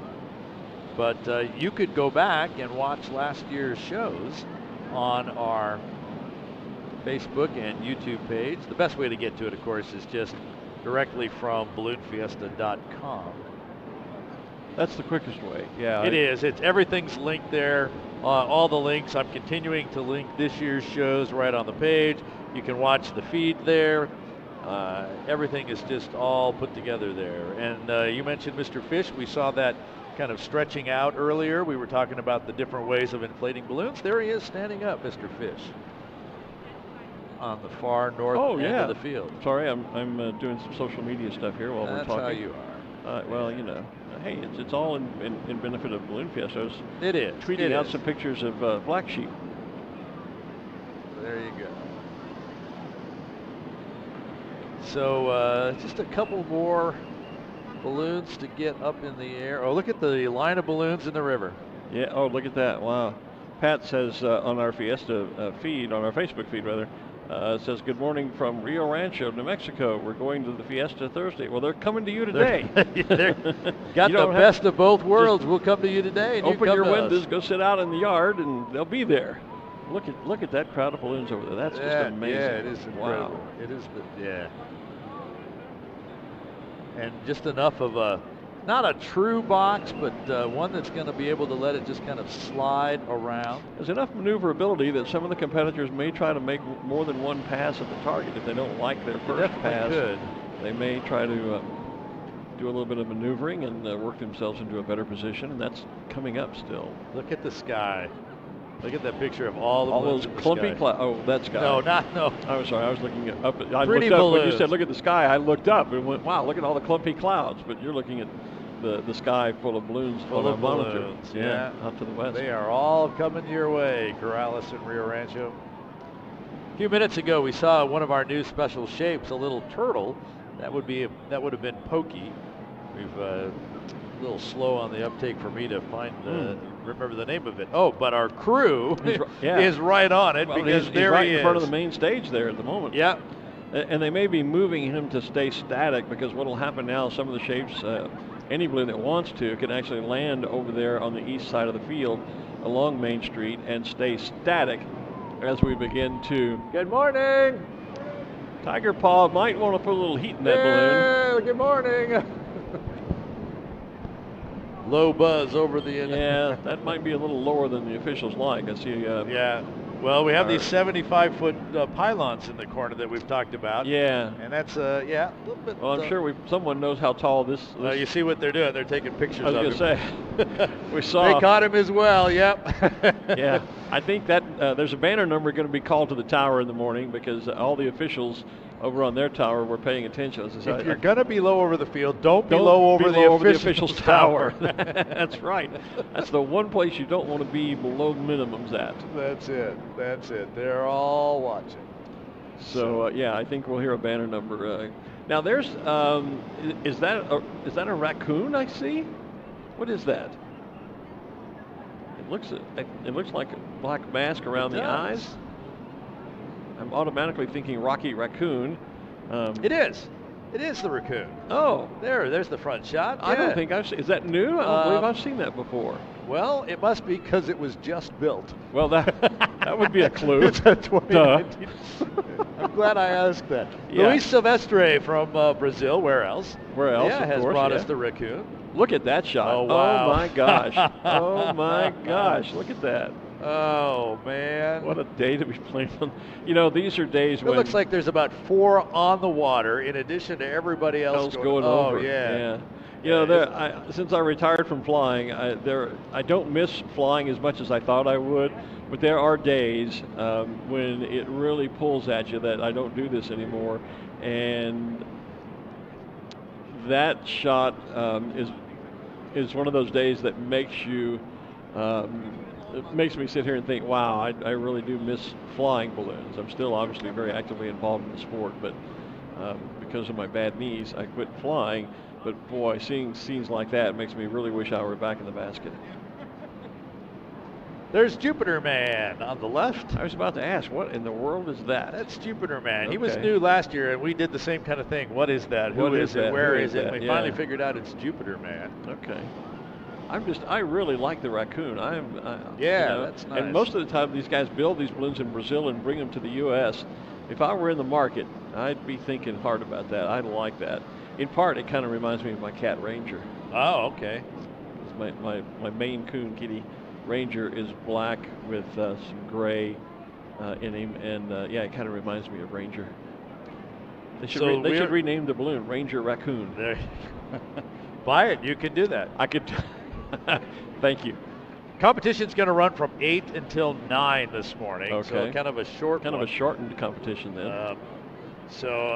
But I think we're just. I don't see the flagging up yet down there, but either. they are moving folks. I see our officials, and it's like herding cats, trying to get everybody out of the area. Yeah, trying to move the spectators off of the field. This is one of the few events in the world where spectators can roam freely out on the field and all amongst the balloonists. And but when it comes time for competition, we do have to get them off and to the side and behind the flagging to indicate the target zone, which is a bit like herding cats. Our mounted patrol is out there as well, trying to help folks. If you're out there on the field and listening to us, if you will please move to the north, south, east, or west of the field. Off to the perimeter. Best view will be along the eastern side, though. That's the best viewing spot. And I'm thinking that we're going to see folks come in from the east, kind of come in and then drop down and attempt to come from them. I was about to ask if you had some theory as to where you thought the That's what I'm might thinking. make their approach this morning. I'm looking that you're going to come in high from the southeast, so out to the northwest. You're going to take that pattern,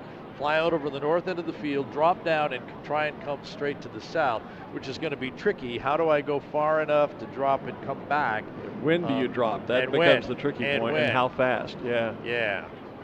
There goes the dog, the blue dog over the top of us. Or that might just be little dog. Little dog. Little dog, okay. I like this orange and black one right in front of us. Orange and black. Oh, yeah. Directly in front of us. Well, there's actually 2 orange and black ones. Look to the right, just underneath Jupiter Man there. Isn't that orange and black? Yeah. I was thinking of the more but brilliant. You're looking at the one with the bolder, simpler stripe pattern. Yes. But there actually are 2 orange and black balloons. Oh, yeah, and we're sitting here gabbing, and Ruth has another interview before we break for the competition. So, Ruth, let's toss it down to you and your guest. I do. I am here with Dr. Randy Lefebvre, who is the meteorologist for the entire event, but he specializes in the America's Challenge gas balloon race. Randy, first of all, let's get your weather loop back up here.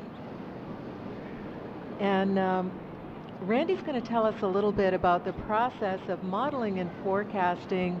How long in advance, when do you start looking at weather for the America's Challenge? Thanks, Ruth. We start at about 2 weeks out from the race, and then we get better and better, or more fine-tuned as we get closer. Talk to me about some of the specific things you're looking for when planning a gas balloon race of this type. Right. Here for the America's Challenge, we try to, our number one priority is keeping the pilots safe, or doing our best to keep them safe. So we try to look for options in any given day where safety would be number one, and then letting them have a really good or fun race, and also to either break some kind of record or a personal best or something. We try to make it an interesting race for them, so it's not just for the spectators, but they get something out of it too. But our number one priority is safety. Of course, meteorology is a very complex and fascinating science. And I know that a lot of that science went into the decisions to postpone the launch. Tell us about what happened Saturday and what happened Sunday and why we waited until last night to launch the gas balloons. Good question.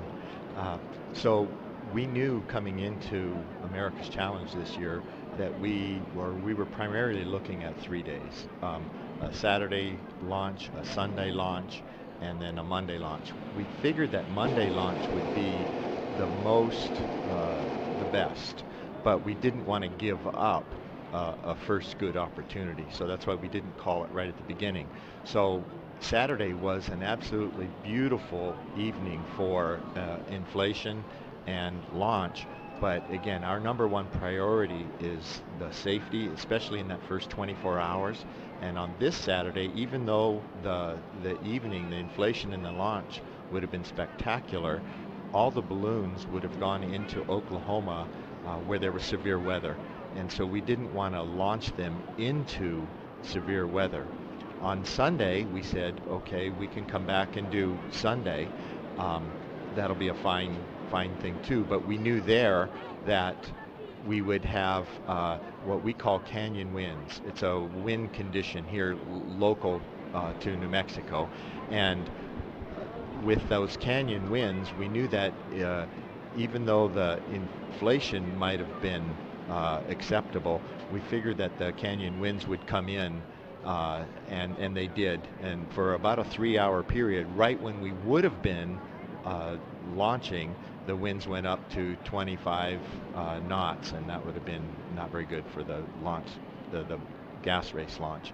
So then we fell back to Monday, which was really our first priority anyway. And you gave us an absolutely spectacular launch last night. We appreciate it, and we look forward to working with you for the rest of the America's Challenge. Thank you, Randy. Glen and Art, back to competition. Thank you, Ruth. And Ruth is absolutely right. As you look out on the field now, most of the balloons have launched. In fact, I believe all of them have. Smokey Bear is standing up down on the far northwest corner. Our turtle balloon is up around the main stage. They're going to remain static, I think, over in the crowd area. The scoring officials have been working to move the spectators off to the side so that we can flag off the open scoring area. That is going on right now. Art has already stepped down off the rooftop studio. He'll be en route out to the target zone with our mobile camera crew. And again, for the first time ever, we actually have a reporter now in the target zone, and he'll be bringing us up close and personal views as the balloons come in and attempt to score. He'll also be telling us once we have him on site in the target zone what type of competition we'll be flying this morning and what targets we have. So as we did yesterday, we're going to leave the live feed up, let you look at some live pictures of the balloons as we get the field reset for competition. I'm going to take a short break here on the stage, and I'll be back with you. Let's see, it's 8 o'clock now. I'll be back with you about 8:10. That should be just about time, 8:10 to 8:15. We'll get started with this morning's competition. So just a quick reminder, you are watching Balloon Fiesta Live. I'm Glen Moyer along with Art Lloyd. We are powered by XTO, an Exxon Mobil subsidiary. We'll take a quick break, leave the pictures up for you to see live feed, and we'll join you back in about 10 or 15 minutes.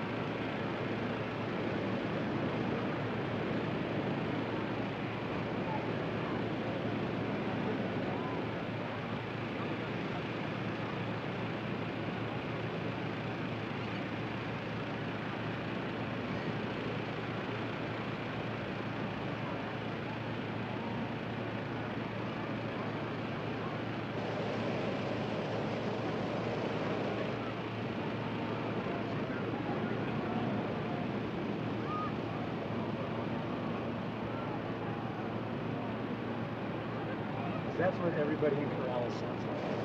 A bunch of old rich hillbillies. I found some gold 20 odd years ago. I was able to build me this mansion house.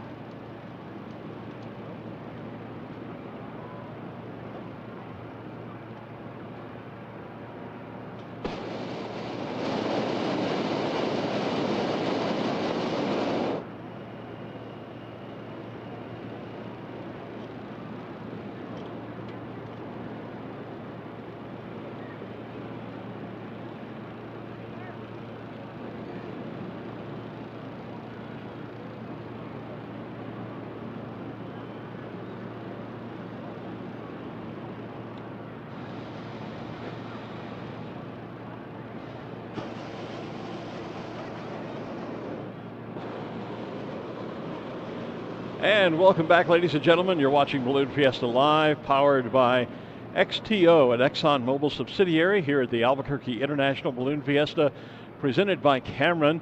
I'm Glen Moyer. I'm high atop the scene in our rooftop studio. Art Lloyd Jr., my colleague, is making his way down to the target zone. Yesterday we had a bit of a break between the end of the mass ascension and the start of the competition. This morning, boy, they are just back to back. The field is already open, so we've come back a few minutes early from the break to get you started on the competition. Art is not quite yet in position yet. We'll be hearing from him in a moment, but already we've had the first few approaches to the target. The officials telling me we're flying, the task we're flying this morning is first just a basic X, which simply means a fly-in target. Throw your marker, get it as close to the X as possible. And then we also have a maximum distance double drop where there is a scoring area, and the pilots try to get their two markers inside the scoring area, but as far apart as possible. Now, once Art gets down to the field with our mobile camera, he'll be able to tell us more about the specifics of the target zone. But already we have seen on the field some of the balloons making their approach. The Civil Air Patrol balloon has just come through the target zone.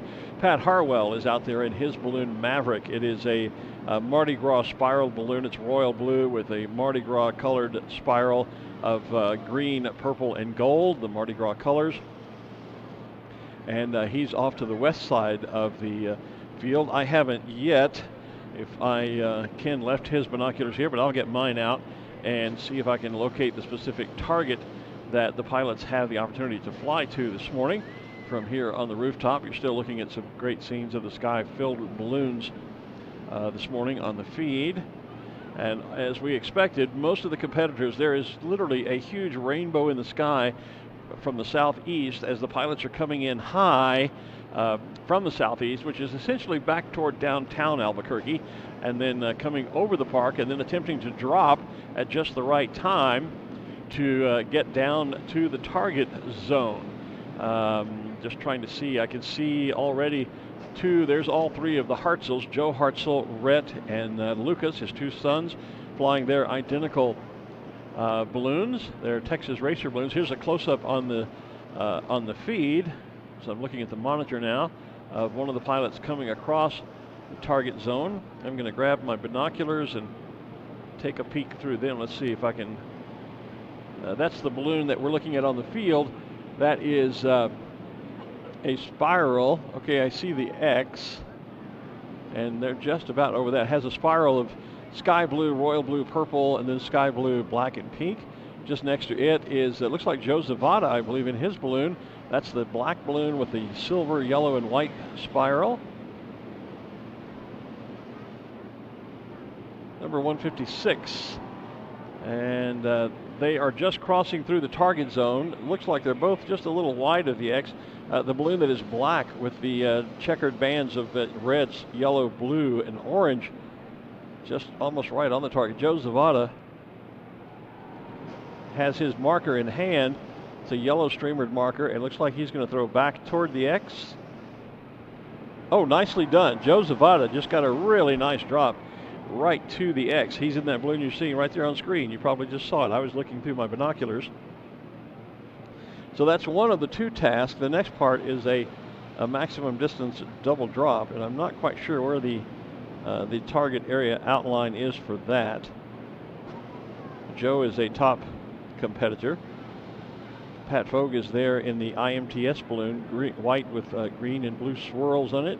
Dale Long is there in the his balloon from Rancho Cucamonga, green with vertical bands of pink, blue, yellow, and purple, and yellow and blue at top. Two of the Hartzels are side by side, high overhead, just overhead there in their Texas Racers. The Touchstone Energy balloon is there, but Sherry White's not flying it because Sherry is away in the gas balloon race.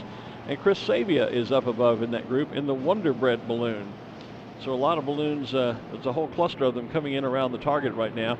And it's very calm again here on the deck, so it could become quite clustered right around the target. There's Timothy Wolf too in his balloon, teal balloon with the blue and the red intersecting, I call them lightning strikes. There's the two Hartzels. See those matching balloons, royal blue with the white stars.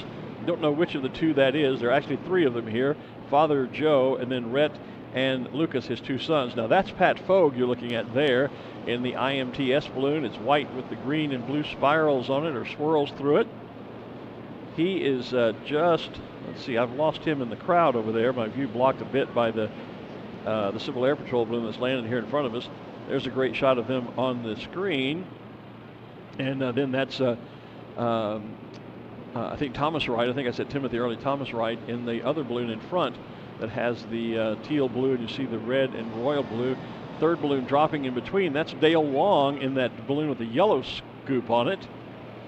There's Joe Zavada in the black, white, and yellow silver spiral balloon. There goes a marker drop. There's the Wonder balloon. That's Chris Savia we just saw there. I'm trying to call things as I'm watching on the monitor now. That green and black balloon, banner number 205, it looked like. There's another shot of Joe. Now there's, that's Chris Savia in the Wonder balloon that has the red, yellow, and blue stripes around the bottom. And that one next to him to the left of the screen, the yellow and green, that was Dale Long. They've already made their approaches to the target. They're actually flying north to south, coming to the south end to land here, which is one of the advantages to having Art shortly down in the target zone, because he can get on the other side of these balloons. What happens here for us on the rooftop, the balloons come in and land, and they come south to the south end of the field, and when they land and stand their balloons up in front of us, they block our view. We can't see what's going on. So I'm kind of watching the monitor, as those of you watching the feed are doing, and trying to call the action from there. That was one of the Hartzels there in the Texas Racer, royal blue with the red scoop around the bottom. Banner number, is that 024, 029? Couldn't quite make it out. That's one of the Hartzels right there. Again, I can't see exactly which it is. Joe and his two sons, Rhett and Lucas, are all flying here, dragging the marker along the ground. Just going to, look at that, dropped it right smack dab in the center. Don't know, unfortunately, which Hartzell it was, but whichever one it was, just looked like a dead center drop. That's the way you want to fly. Joe is a 5-time national champion. Rhett, his son, is a 3-time, just won his 3rd national championship. Also is a former world champion, as is Joe. And then Lucas, Joe was telling me Lucas is the better pilot in the family, but because of his business, his livelihood as a doctor, he doesn't get to fly competition. So we rarely see Lucas in a balloon other than here at Balloon Fiesta. So I think I'm hearing Art in the background.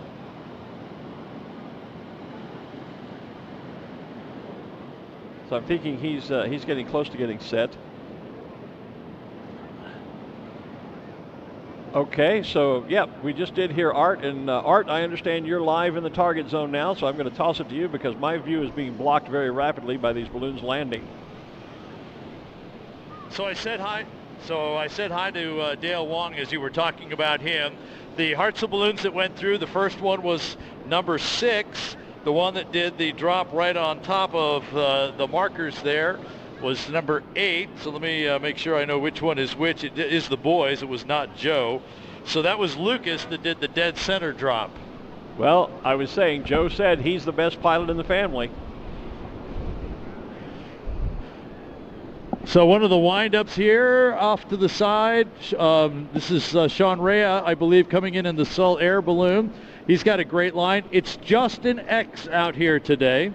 So they're all going to attempt. There's actually 2 X's, but they all seem to be coming in on this one that we're standing next to, the Sol Air Racer balloon. And they're all just lining up one after another. There's going to be another one that's just going to be able to reach out and drop it. We're looking at that live on the monitor, Art, and just here he goes. Just there boom. You go. Yep, dead center. Nicely done. Is that Sol Air? I think it is, isn't it? Much better than that. I'm sorry? Was that the Sol Air balloon? I didn't hear you, Glenn. Was that the Sol Air balloon? Yes, it was. Okay, I thought so. Yes, it was.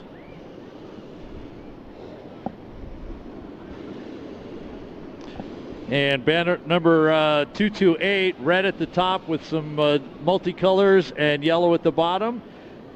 He'll have to give it a little toss, but he should be able to get there as well.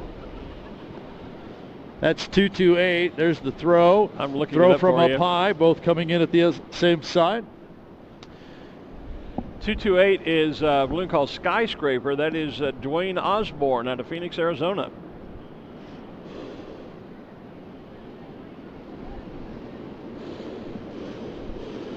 So we have the a yellow racer dropping in on the west side, dropping in fairly quickly to try and get in. He might have he's going to be between the 2 X's. Jeff Duff, I believe, in the Krispy Kreme is going to make a nice pass. He's down about 2 feet off the ground. Vent, Jeff, vent. A wind up from the heart balloon with the cupids on it. Off the edge.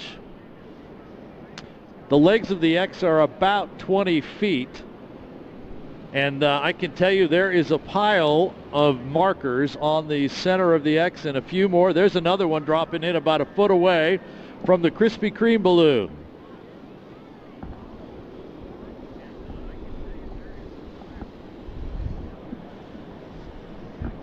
They are just coming in fast and furious. Starting to get a little bit of a drift to the west, so I think we're going to see some folks attempt to drop on the west marker. I see Zarek Wells out there. The red racer. Yeah, sorry, Art. I see Zarek Wells, the yellow racer with a mustache, and above him is Gary Haven in the other yellow racer with the Texas Star on the side. Yeah, we'll have to watch and see which one of these they go for. Over to the west side of the field, the blue balloon, I see black and white checks on my side. You see the multiple diamonds. We called that up yesterday. Royal something or other, it was the name of that. Looks like he might have a great drop on the west X, the one that's just west of that. And here's 133, the spiral balloon with the black and the dark colors, blue and green and yellow. There's a nice toss, and it bounces. It might be right close by. I thought the tail was supposed to unfurl, though. So we'll see. Yeah, so he's looking for some. Yeah, it's supposed to. He's looking for some cheers from the crowd. With no tail, they didn't get a chance to see it as well. So a rainbow-colored balloon on the far side. I see a drop on the west X way over there. That's going to be a good score as well. The Route 66 Casino Hotel balloon coming in. Black and yellow vertical stripes. He's going to be off to the west of our target, but the neon pink, teal, and yellow is going to have a great drop coming in. It's going to come in about 4 feet off the ground. Yeah, I can't help you much. Looks like that might be banner 206. Sorry, I can't help you much, Art. That's all right, my view completely blocked now as the balloons are coming to the south end to deflate here. So I can't see targets or anything I now. understand. So this is Steve Adams coming in the pink and teal yellow balloon. He's going to drift right over the center of the X. He's got the marker in hand.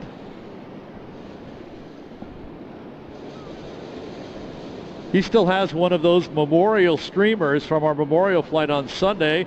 Nice drop by Steve Adams. Yeah. It was great. Number 3, the multi-shades of blue, dropping in, although all of a sudden he gets a little drift to the west. He's going to have to make a good throw. He'll throw from about 25 feet or so. Waiting, waiting, waiting. Aiming, wrapping up, cocks it, throws it. Good throw. He actually got a good bounce too, right towards the center. That'll be a couple feet off the center, which is normally a really good throw, but like I said before. Banner number 3 shows to be registered to Joseph Lado, who is with Ultra Magic Balloons from Spain. Here comes Gary in the yellow balloon with the black and white and, of course, the Texas flag. He's dropped in nicely. Gary and his wife, the founders of Curves, the workout centers for women. Gary's a huge supporter of competition ballooning, a great contributor to the Balloon Federation of America's Hot Air Competition Division. And a former on the Texas west target, champion. we have one of our chair balloons over on the west target. Yellow and rainbow color spirals going up. I think he threw too soon. Didn't get as good as he had hoped. But Gary's going to come right over the center. That's, again, the yellow one with the racing stripe of black and white and, of course, the big Texas flag on the side. He's going to have a really nice drop. He's coming right in over the center. His balloon is called Almost Heaven. Actually, Almost Haven. Gary Haven, but Gary Heaven. Yeah, Gary Haven, right. Yeah, Almost Haven. I don't know if we have a shot of the balloon or the basket, but you can see the big iPads attached there. Yeah, just a little toss out right at the center. Gary? Was that Gary just then with the little toss? Yes, it was Gary. Okay. That was Gary's toss. We had a great shot of him on camera.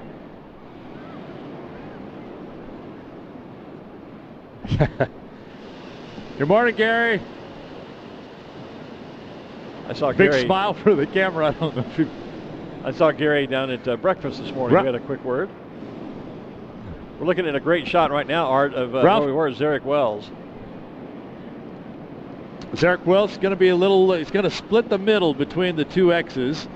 Down low with the white with lots of reds.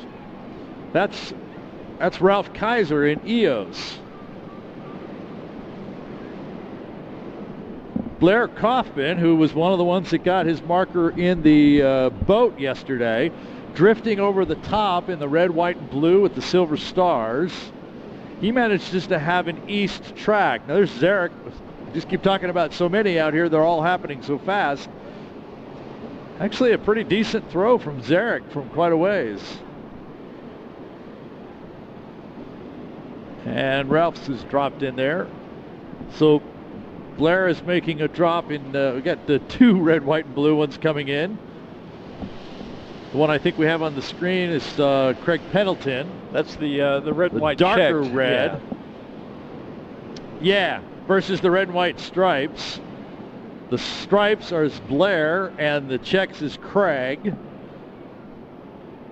And you see two different strategies. Do I come in from the north or Blair's tactic to come in from the east? Yeah, the camera Blair should start drifting to the south. The camera's just widened out. He actually has to give weight. Sorry, we can see the red and white checked one, and we just saw Blair a little bit above there a moment ago. We're going to have a little kiss here, I believe. There's Blair's throw. That's good.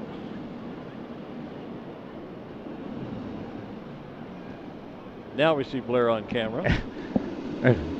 Yeah, a little bump from the balloon behind him. Yeah, we can see that.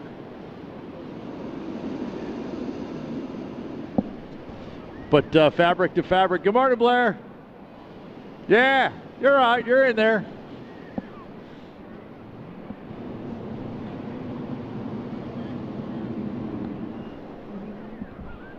So very close quarters in here with all of our competitors coming in.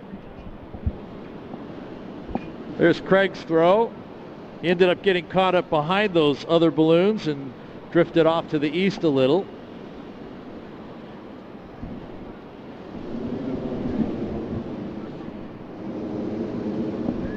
We're gonna shift back, Tom, about 5 steps. I got the cables.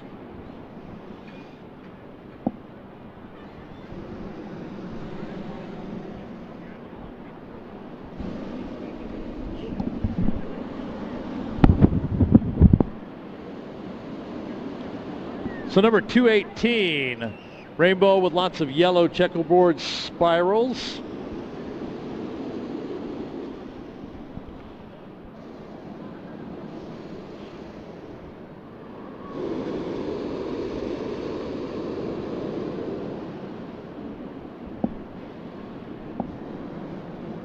Winding up to take his throw. This is Marty Gauthier.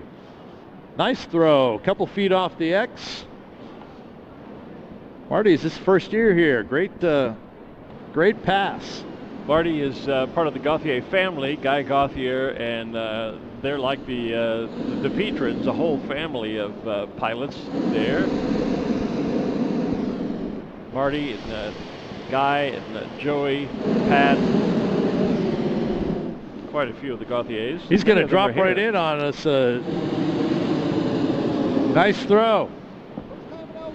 Yes, sir. We just said that. He just confirmed his first time here in Albuquerque. Having a great time. We're going to have a nice drop. Nice dead center drop from the yellow one with the pink.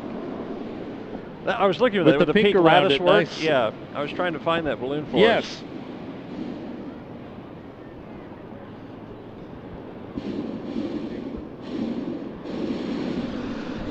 There it is.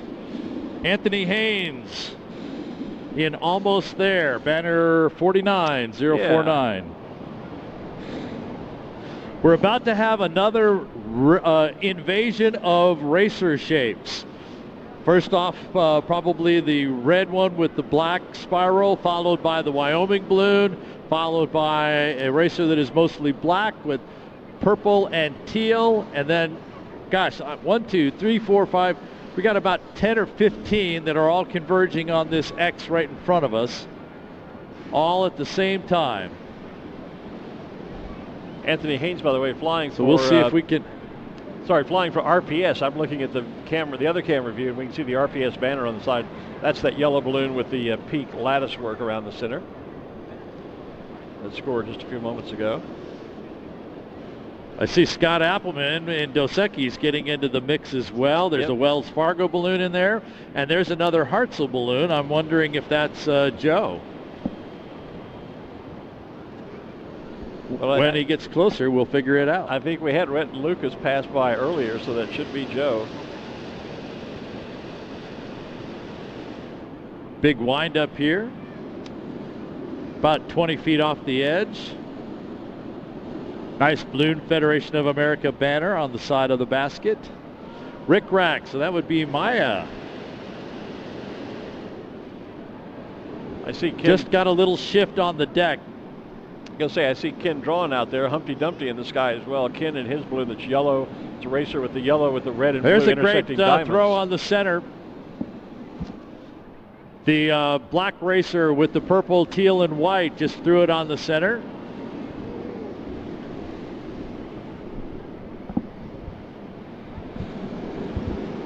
Nice throw from a little higher than the flight over and drop. Just get.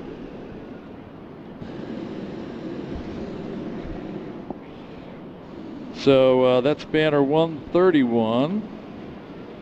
So that would be Eric Martins. It's Eric's first year here at Albuquerque as well, with a nice throw on the center. There's one from up high that just came down on us from the blue and pink one. There's a throw from 51 with the R&S banner. 051. That's Steve Lombardi. Flying for R&S. Used to be R&S Kawasaki. It's R&S Motorsports now, if I remember right. Long time sponsor. The banner says Team R&S, but so all close. Okay. Long-time sponsor here at Balloon Fiesta. They are. Here comes another hopper in. Kind of the green equator with the rainbows on the top and the bottom. It's got a nice, oh, that's Michael Glen. Take another look and I see that's Michael Glen coming in.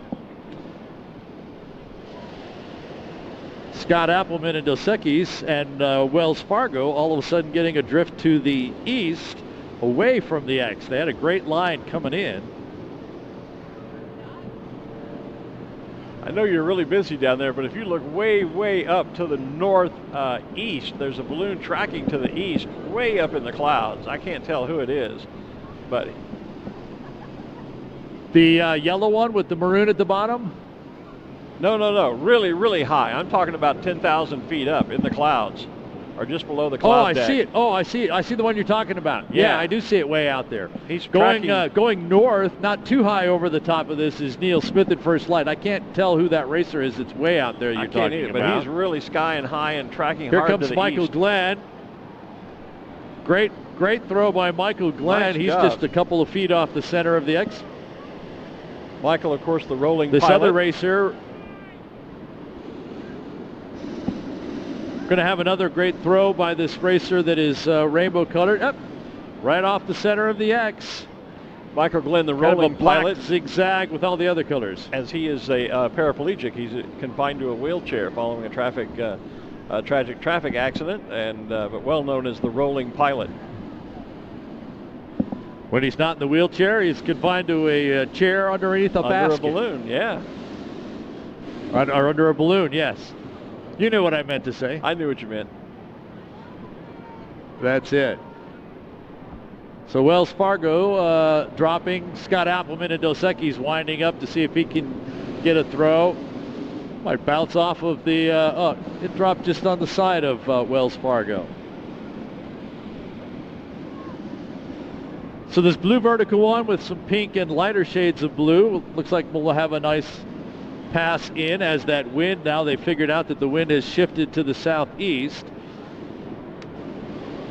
Yeah, did he not drop earlier? I thought he dropped earlier as he came over the target. I thought high. he did, but it must have been another one that was higher. Okay. I know that the one came down from right about where he was. I thought it was him, but he's making a second pass even though he can't throw a second marker. Yeah, we'll know in a minute when he comes across the target if he drops.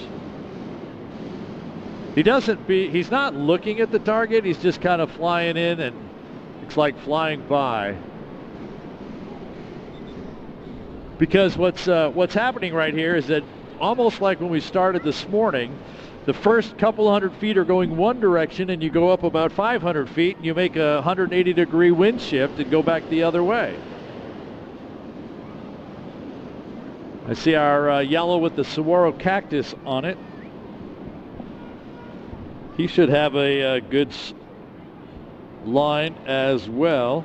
Billy Broker is coming to you in the City of Plano balloon, white with that red, white, and blue spiral around it. And the racer, he's a little bit off, but coming at you, Art. I see that. I saw him drop in.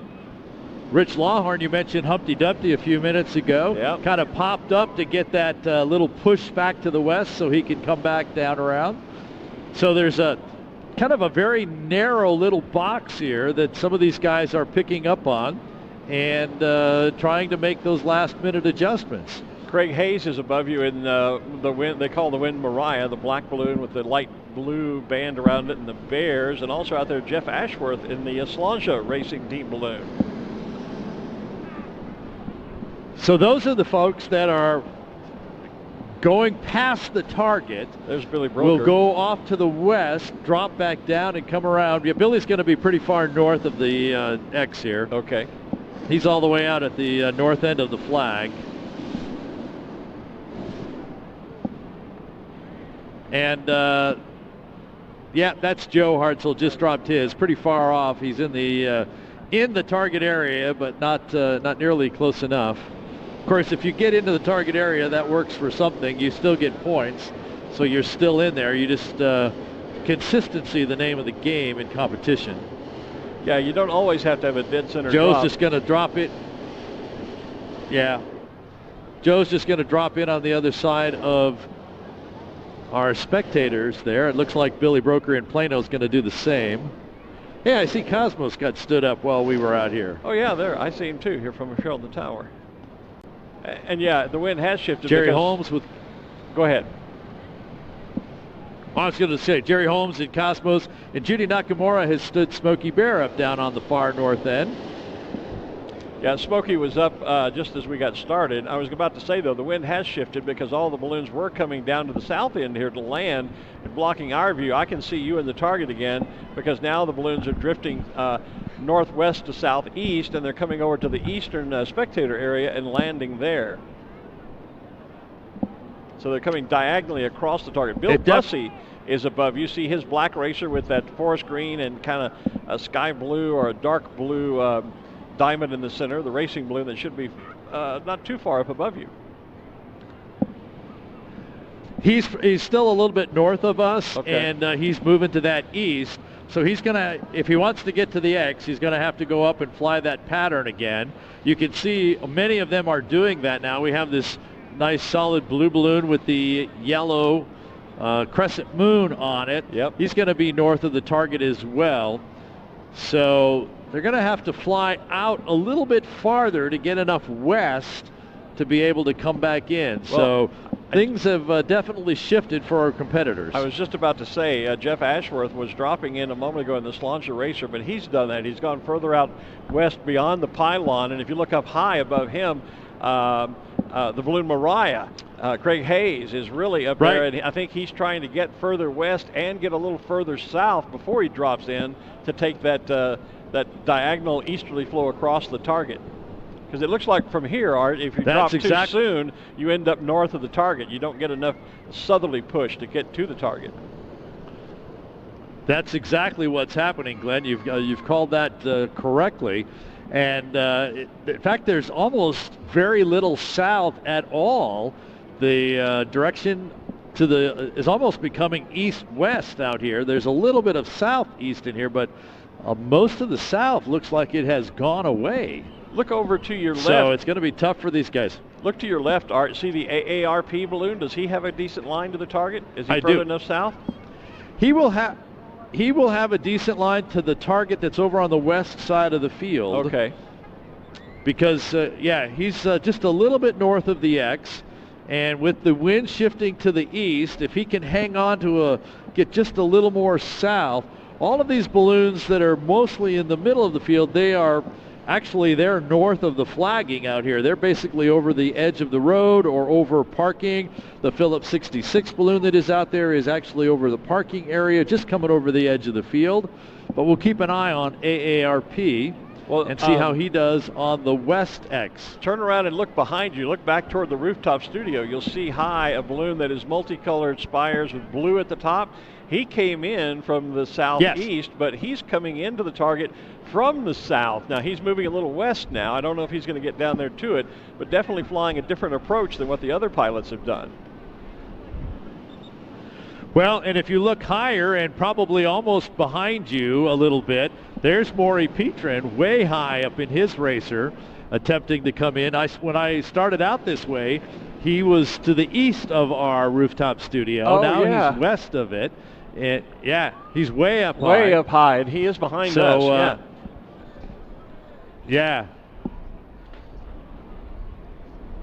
So now actually the blue one with the rainbow spikes going up that you were mentioning a few moments ago, he looks like he may have a great line for that west target. Well, and AARP is coming across the west side of the field too there. You see that big banner on the side of that balloon. Yeah, it looks like the AARP one.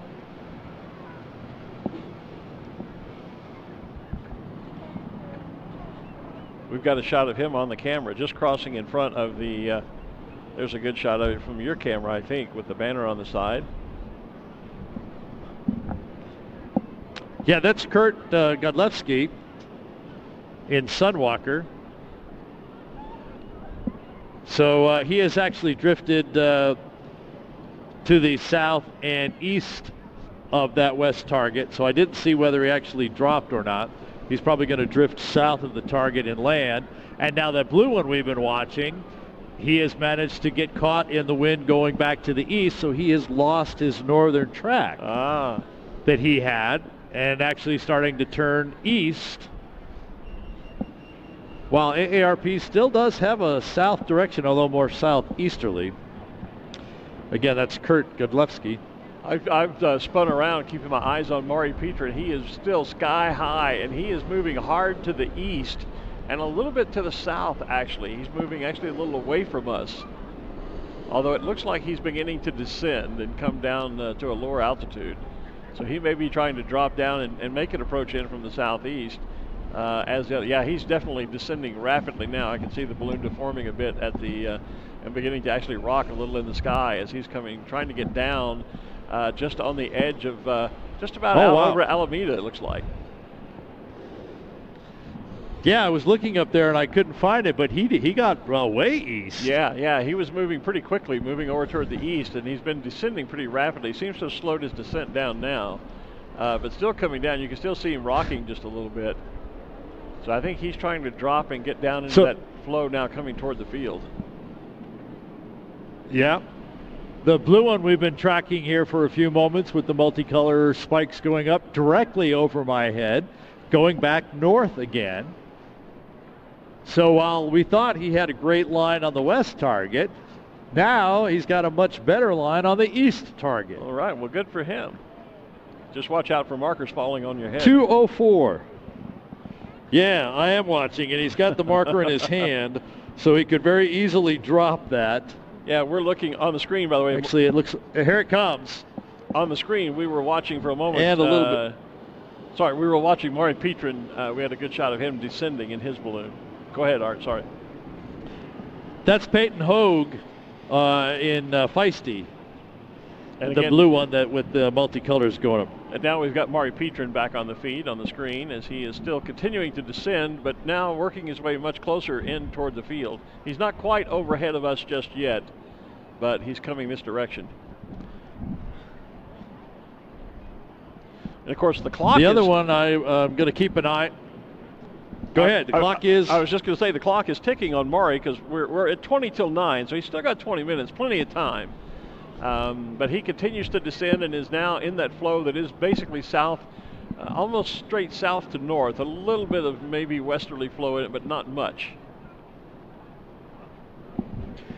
I see off the west side of the field, yellow with the orange and black lightning bolt through it. That's Morgan Chando. Morgan, one of the competitive pilots locally. Now he's pretty south of all these targets, but as we were watching Peyton and the blue one go north, I wonder if Morgan will attempt to grab that same north pattern and kind of make the pass in from the south. Well, part of what we do in competition, as you well know, Art, is you go to school on the other balloons around you. You see what altitude they're at, what wind and what direction and movement they're getting, and sometimes you find that another pilot has the direction you need, and you try to get up or down quickly into their airflow and take advantage of that. But here comes Maury Petrin. Turn around and look over your shoulder.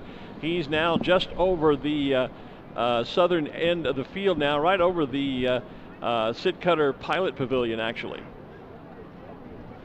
Yep. I had just looked that way before you told me to turn around. And 20 minutes can be an eternity, but with the wind speeds that are up there, you can actually make up some distance very quickly. And he certainly has. He is actually tracking right towards us, and in about a minute and 30 seconds, he's going to be directly over the top of us. By the way, we're standing at the intersection of L5 and L6. In the target area, and so at the row between L and K, 5 and 6, and the target is basically in the center of this square. To give you a little reference, it'll be curious to see. So now Maury's basically directly over us. Yeah, I was going to say it'll be curious to see what Maury's, what his scheme is, what his strategy is going to be now that he's in the target zone. Whether he's going to go beyond you and try and come back. Is he going to drop from up high? It looks like he's probably already just about past you. He's just passing us. I can tell that he was venting, obviously going to come down. I can see the side of the balloon cave there just a little bit. And the reason we're watching Maury is he's the two-time defending champion going for a three-peat here at Balloon Fiesta. So he is now just past the target. It looks like he's just stopped. And the balloon seems to be stopping. Yeah, just stopped right there. How do you do that? I have no idea, but that's exactly what he just did. He must have turning vents. Look at it rotating now. He did. He pulled the turning vents. He's got a scoop on the balloon, which is kind of that half skirt at the bottom. Right. So you use the turning vent. Hopefully that's going to catch the wind direction. It's going back up now. Yes, he actually uses the turning vent. Stop a balloon. How did he do that? I don't think I've ever seen that happen. That's amazing. And now he's venting again. He obviously popped up to get a little bit of a change in direction, venting really hard now. We can see the bottom of the balloon sucking in, the fabric getting real loose, indicating there's air being vented out the top. And here he comes back down, Art. Yep. Well, what he did by going up a little higher there before he started that vent was to get a little bit farther to the north and a little bit farther to the west, because he was kind of lined up with the outer edge of the X, and so, of course, he wants to get closer to the center. So now he's out almost to the north edge of the field, maybe about row, that would be, let's see, W's the end, that would be maybe about row T. Dropping slowly.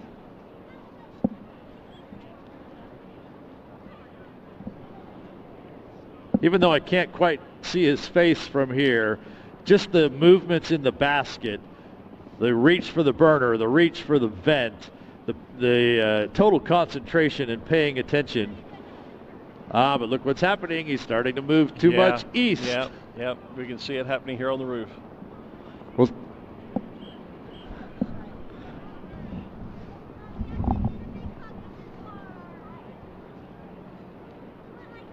pulling on the vent, bouncing in the basket.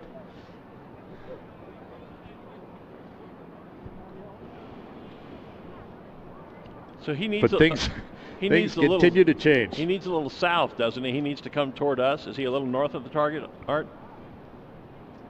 Yeah, he needs a little more than a little, but yes, he definitely needs some south. Okay. And I'm not feeling it here on the field. There's no indication of it here. I'm looking at the Cannon wind flag down in front of us in their corporate tent, and it's actually blowing south to north, moving south to north if it's moving at all. So there's nothing to indicate any wind coming southerly toward us.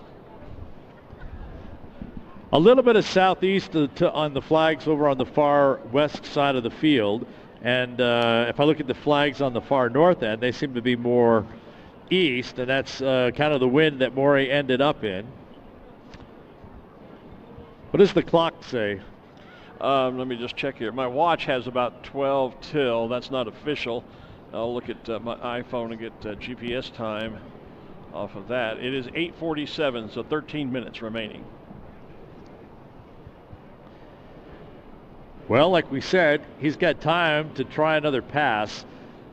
Looks like he's going to try something. Question is, he needs I to don't get see back. the urgency in his body movements at the moment. I don't see that urgency. Yeah, can he do it? That's the question. He needs to get back south to make another pass because he's already beyond the target, and that's the problem is we can't seem to find any south. So unless there's see just anything up really high.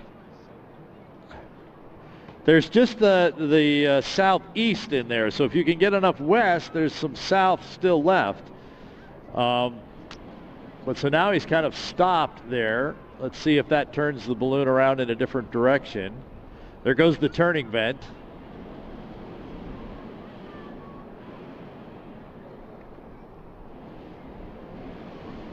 To see if he can get that turned around. The scoop, of course, designed to let the wind that is hitting the balloon be directed up into the balloon to counter the wind that is hitting the outside. Right. But these competitors will use it to kind of provide maybe an additional speed, or I'm thinking brake. I'm wondering if some of that turning vent, if you turn the scoop the wrong way in flying, that would act more as a brake than how he stopped speedometer. It. Well, and I'm wondering if he's looking at that black balloon. If you look north and high, that black balloon does have a northwesterly direction. I wonder if he's thinking get up in there, get some of that flow, and then try to drop back down again. He's moving northwest. Yeah, that's he what is he's moving done. northwest. I think he's seen that black balloon off in the distance going northwest, and he's trying to reposition himself to make another drop and circle in like on a Ferris wheel, essentially trying to make a big circle and drop in again. And he just used the turning vent to put the scoop there to hopefully get a little more speed to get there. Like you said, we're down to about 10 minutes left. Yep, here he comes down again. When people say you can't steer a balloon, you need to show Maury Petrin. This guy is driving that balloon exactly where he wants to be. You can't steer a balloon. Maury Petrin Maury can. Petrin can. That's for darn sure. See, I don't think he got enough west before he came down. I was thinking the same thing. I think maybe he came down too soon. But it's easy for us to Isn't fly it great from to here in the armchair chair. quarterback this? Isn't it easy to fly when you're sitting here in a chair on the roof or down on the field? Easy for us to say he dropped too soon.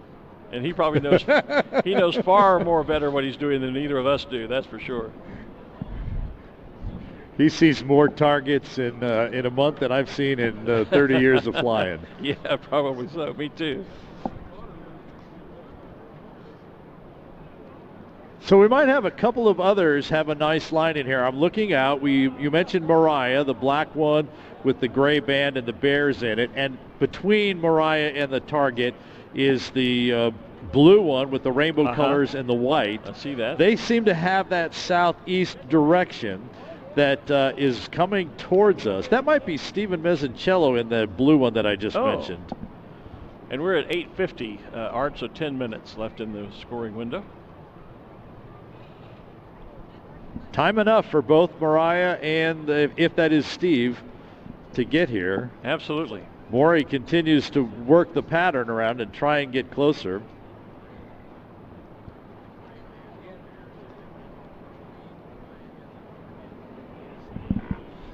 And you can bet Maury will try right up until they fold that target up if he hasn't yet got his marker on the ground. Eventually he'll throw his marker, but there's no point in doing it now while you have time left and he's in the scoring zone. He can maneuver, maybe wait and hope for a wind change that might, improve his position at the last moment. There's nothing like dropping the marker and then finding a wind that pushes you closer to the target, and it's just like, oh, darn. I hate it when that happens. Yeah.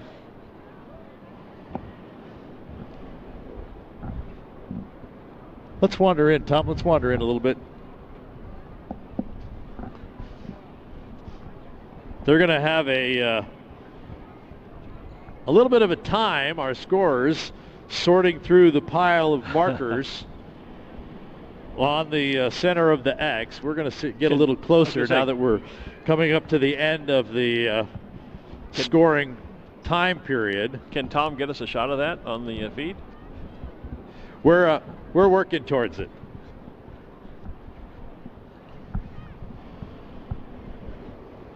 We continue to watch Maury Petrin on the feed at the moment on our screens, as he is actually now floated well east of the target, but I can't believe he would just float over there and land.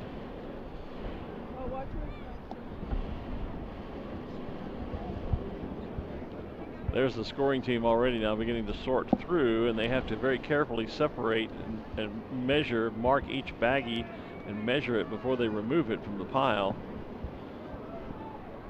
And they always measure to the closest corner of the weighted part. The long streamer doesn't really count. It's where the weighted part of the baggie or the marker falls, where it lies on the ground, and they measure from the closest point of the marker. So the black balloon with the paint stripes going up, San Diego Resort and Casino, banner number 225, is still he's got his marker out, still taking a look here. He's right now between the two X's. And of course we're I was just going to say, I got to believe Maury is trying to drift east and find something where he can pop up at the last minute and loop back to the target one more time. In fact, he's just started. So we're going to get it. Yep. We're going to get a throw here, I think, from the black one with the rainbows. Okay. Got the marker in hand. Yep. There goes the drop. There's the throw. He'll score. He's in the scoring zone. It's exactly.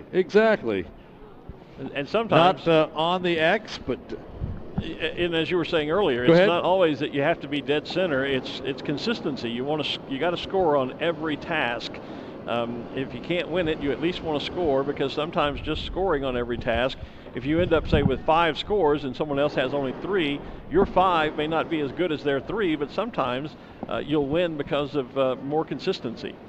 So you always want to get a marker down and score if you can, no matter how far away you are from the center of the target, I mean. Yeah, even those 500 points versus the 0 points. And I was correct. This blue one coming in, it is a great line on the target. It is Steve Mezzincello in Mesmerize.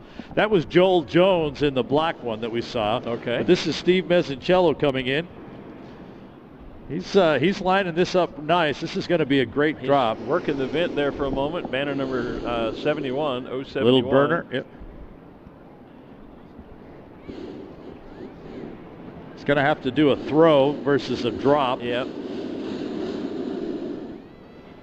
Lean out, throw, bounced right in there. Right into the center. Nice job, Steve. Good job, Steve. Maury, nice job, Steve. Maury's all the way out over the parking area now. I don't know what his thinking is, but clearly he has a plan. At least I hope he does. He hasn't dropped, has he? I did not see a drop from Maury. He might have way out on the end of the target area here, but I've been watching. I didn't see it. I didn't either, and I kept thinking we're going to see him pop up and come back to the field, but he's going to have to do it pretty soon, as we're now at 8:55, so 5 minutes or less left in the scoring window. Because our target closes That's going to be doable, but going to be doable, but it's going to be tough for Maury to get back here. He is beginning to the other one to climb keep an eye. Yep, there he goes. Maury's definitely climbing so now. He has, yeah. So he's got a plan. The other one to keep an eye on is Mariah, the black one with the gray and the bears in there. That is Craig Hayes. He might be moving to the south, a little more to the east, I'm sorry.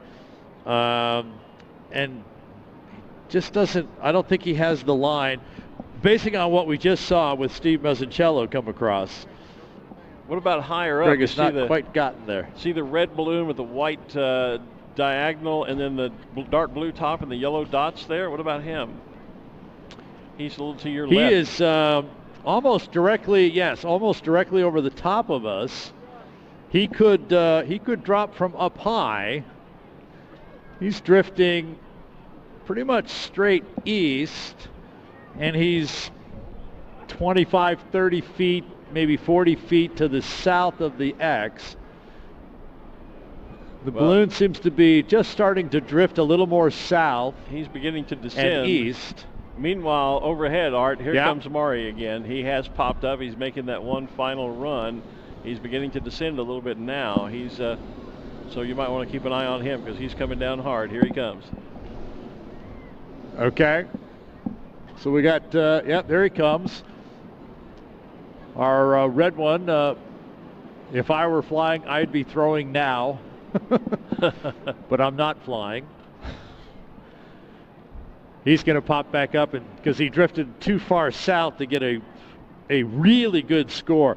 The view from upside, I don't know if we got a great shot of the target, but the number of baggies that are thrown here are Maury's winding up for a throw out there. We're watching Maury on the feed now. He's on the screen.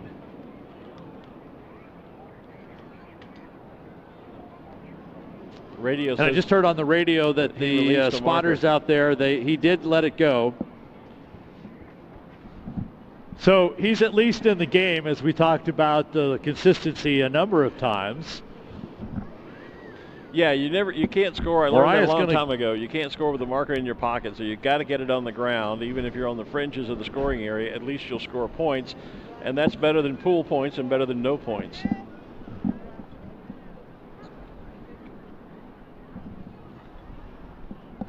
So I keep watching this red one directly overhead because, as you said, we only have a moment or two left in the scoring window. If he's going to score, he's going to have to drop it at this point, let it go. We're inside of 1 minute. We're less than 1 minute now, Art. We're at 8:59. Okay. I don't have a countdown clock, so I can't see seconds. Here comes the marker. Here comes the marker right from the red one. Boom, right here about 20 feet from me. So he worked it right up to the end and did a good job. He did. Morty's getting a better line now that he's thrown his marker. Of course. Of course. You said that, yeah. You know he's kicking himself, too, for that. And Mariah's going to be up against the clock. You said that was Craig Hayes in the Mariah? Yeah, Craig Hayes in Mariah, yep.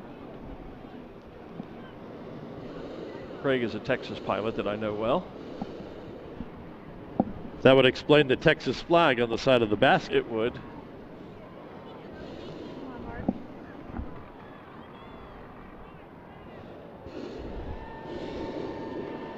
Nine o'clock. So if he was getting a marker down, he had to have it down. Technically, by GPS time, we should be closed now.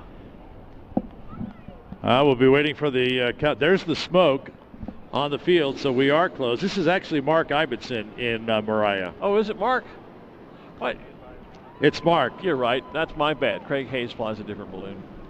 My bad entirely. Mark Ibbotson. Craig flies Beautiful Noise. Exactly. But a great throw by Mark. We'll have to see if that's if that counts because the smoke had been set off. So, and there was actually, he threw a second purple one as well that they're going to pick up, and they'll mark it. Meanwhile, Moyer looks like he's going to land right over there on the other side of the flagging.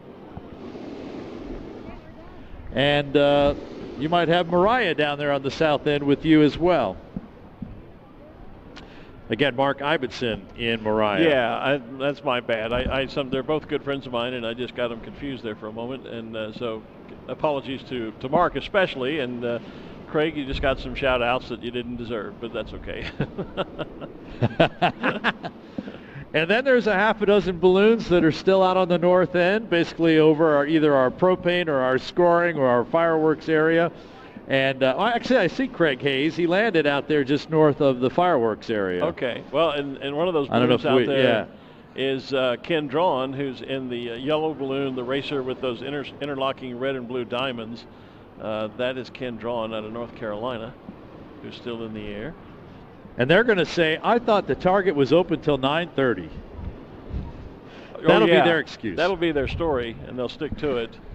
But I know we announced early on this morning that the target zone closed at 9 this morning. Now, yesterday it did go to 9:30, right, as I recall? Or was it 9 o'clock yesterday? It was 9:30 yesterday. That's what I thought, yeah. They attempt to announce that, yeah. So, but yesterday we had the Sid Cutter Memorial, lots more areas of scoring, a lot more steerage actually, I think, yesterday than today. And so, as we've seen some of the higher wind speeds at upper altitudes, that tends to come down. It hasn't yet, but I'm sure that was some of the... probably some of the thinking. That was process, still the...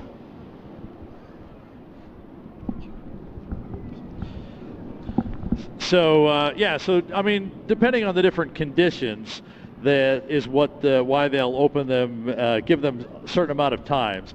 The other thing that happens sometimes is that they will not allow them to take off until the target is open. We had competitors, the competitors in the air before the start of the opening of the target here. So that kind of gave them that extra flying time to be able to get here. And as we saw, it took every minute of that, and our pilots used every minute of that to try and get here to get to the target. And of course, right behind me, you can see all the X's, all the markers on the center of the X. Our scoring team's going to be here a little bit of a time to sort through that and very carefully measure to I think it's to the quarter of an inch, as you mentioned, the closest part of the weighted part of the marker. And they've got a whole series of them all around us once they start working their way out from the center of the X. So a great day of competition here at the Albuquerque International Balloon Fiesta. Been a great time for us to be down here in the target area, being able to bring it to you up close and personal, and hopefully be able to bring you more information that we just can't see from that rooftop studio because all the balloons get in the way, right, Glenn? Absolutely right, Art. There was a time when they were all landing here at the south end when it looked like a mass ascension. They were all inflated right in front of me, and I just couldn't see anything. So it's great to have you down there. And you touched on an interesting point, because I can remember years when I used to fly competition here, and we used to go just across Tram Road onto the Indian reservation. They would allow us to take off from a small section of land there, and we would all lay out and inflate and be standing there inflating. And I can remember years after, when I was already doing the announcing, we could see the balloons all standing there, but you could not launch until the officials radioed that the field was open for competition. Whereas this morning, as you were saying, a lot of the competitors were literally right overhead. The moment the field opened, they were already almost on target. Used to, you couldn't do that. You would end up getting penalized if you launched too early. So apparently they've changed that rule. But that's an interesting point that you brought up, because used to there was a delay as we waited for balloons to get here, even after the target was opened, because you couldn't launch until then. Haven't confirmed that they let them go early, but I'm thinking, my guess is that because we were going to close the target a little bit sooner than we normally do, closing it at 9 o'clock, they let them go off. So we can make those changes in the rules. The rule book actually says we'll tell you when you can lift off, and we'll tell you when the target is going to close. And, one of those, we reserve the rights to make these changes on a day-to-day basis. Well, so I think that's really what kind of happened today. It's kind of like in the movie Pirates of the Caribbean. It's rules, well, they're really more like guidelines.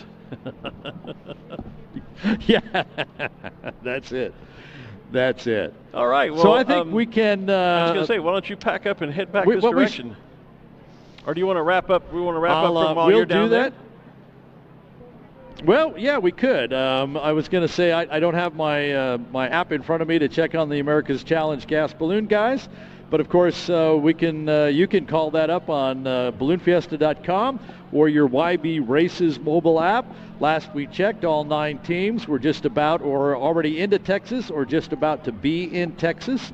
They, of course, took off from here last night, and we expect them to continue to make great haste across the Midwest on their way to what they predicted would be the Great Lakes in about 2 days. Well, I think maybe if you want to pack up and head back this direction, the truck can call up the map for me, and we can see that on the feed and take a look at what the position of the gas balloon teams are before we wrap things up here this morning. We'll do that, and of course, we're going to do a mass ascension and our Flight of the Nations tomorrow morning, starting at 6 o'clock. We actually have an afternoon off today, or an evening off. Yeah. I don't have the afternoon off because we have a balloon pilot and crew safety seminar taking place this afternoon that I'll be recording, and we'll be putting that up online for folks to be able to go back and see that if you wanted to see what pilots do when they're not flying and what a safety seminar and some of the things that we have to pay attention to when we're flying. So I'll be recording that, and then I should be home early tonight, but we'll be back at it again tomorrow at 6 a.m. Well, don't forget, our gang from Louisiana is getting together for dinner tonight. You and Bobby are certainly invited for that. I'll pass on some information to you a little bit later. Right. So you can join us there. So hopefully we'll see you guys tonight. But in the meantime, if you want to find the definition for workaholic, just look it up in the dictionary. You'll see a picture of Art right there. Thanks, Glenn. Thanks, Art. Good job down there on the target this morning, buddy. And what a thrill it is to have him down there in that target zone. So Art's going to pack up, get back with our mobile gear. And let's see. I think the truck said they had the map up, and I don't know that I can see much of it. The monitor gets hard to see up here once the sun comes up. If you guys can zoom in on it a bit. Yeah, now you can see there's a little more separation. It looks like Andy Caton is still a trailing balloon, kind of tail end Charlie there. Between my sunglasses and trying to see that monitor, I can't really read anything. Sorry. 30 miles an hour. Which team are we looking at there? That's team number 4. And go ahead, Gary, you can relay the info to me up here through the IFB.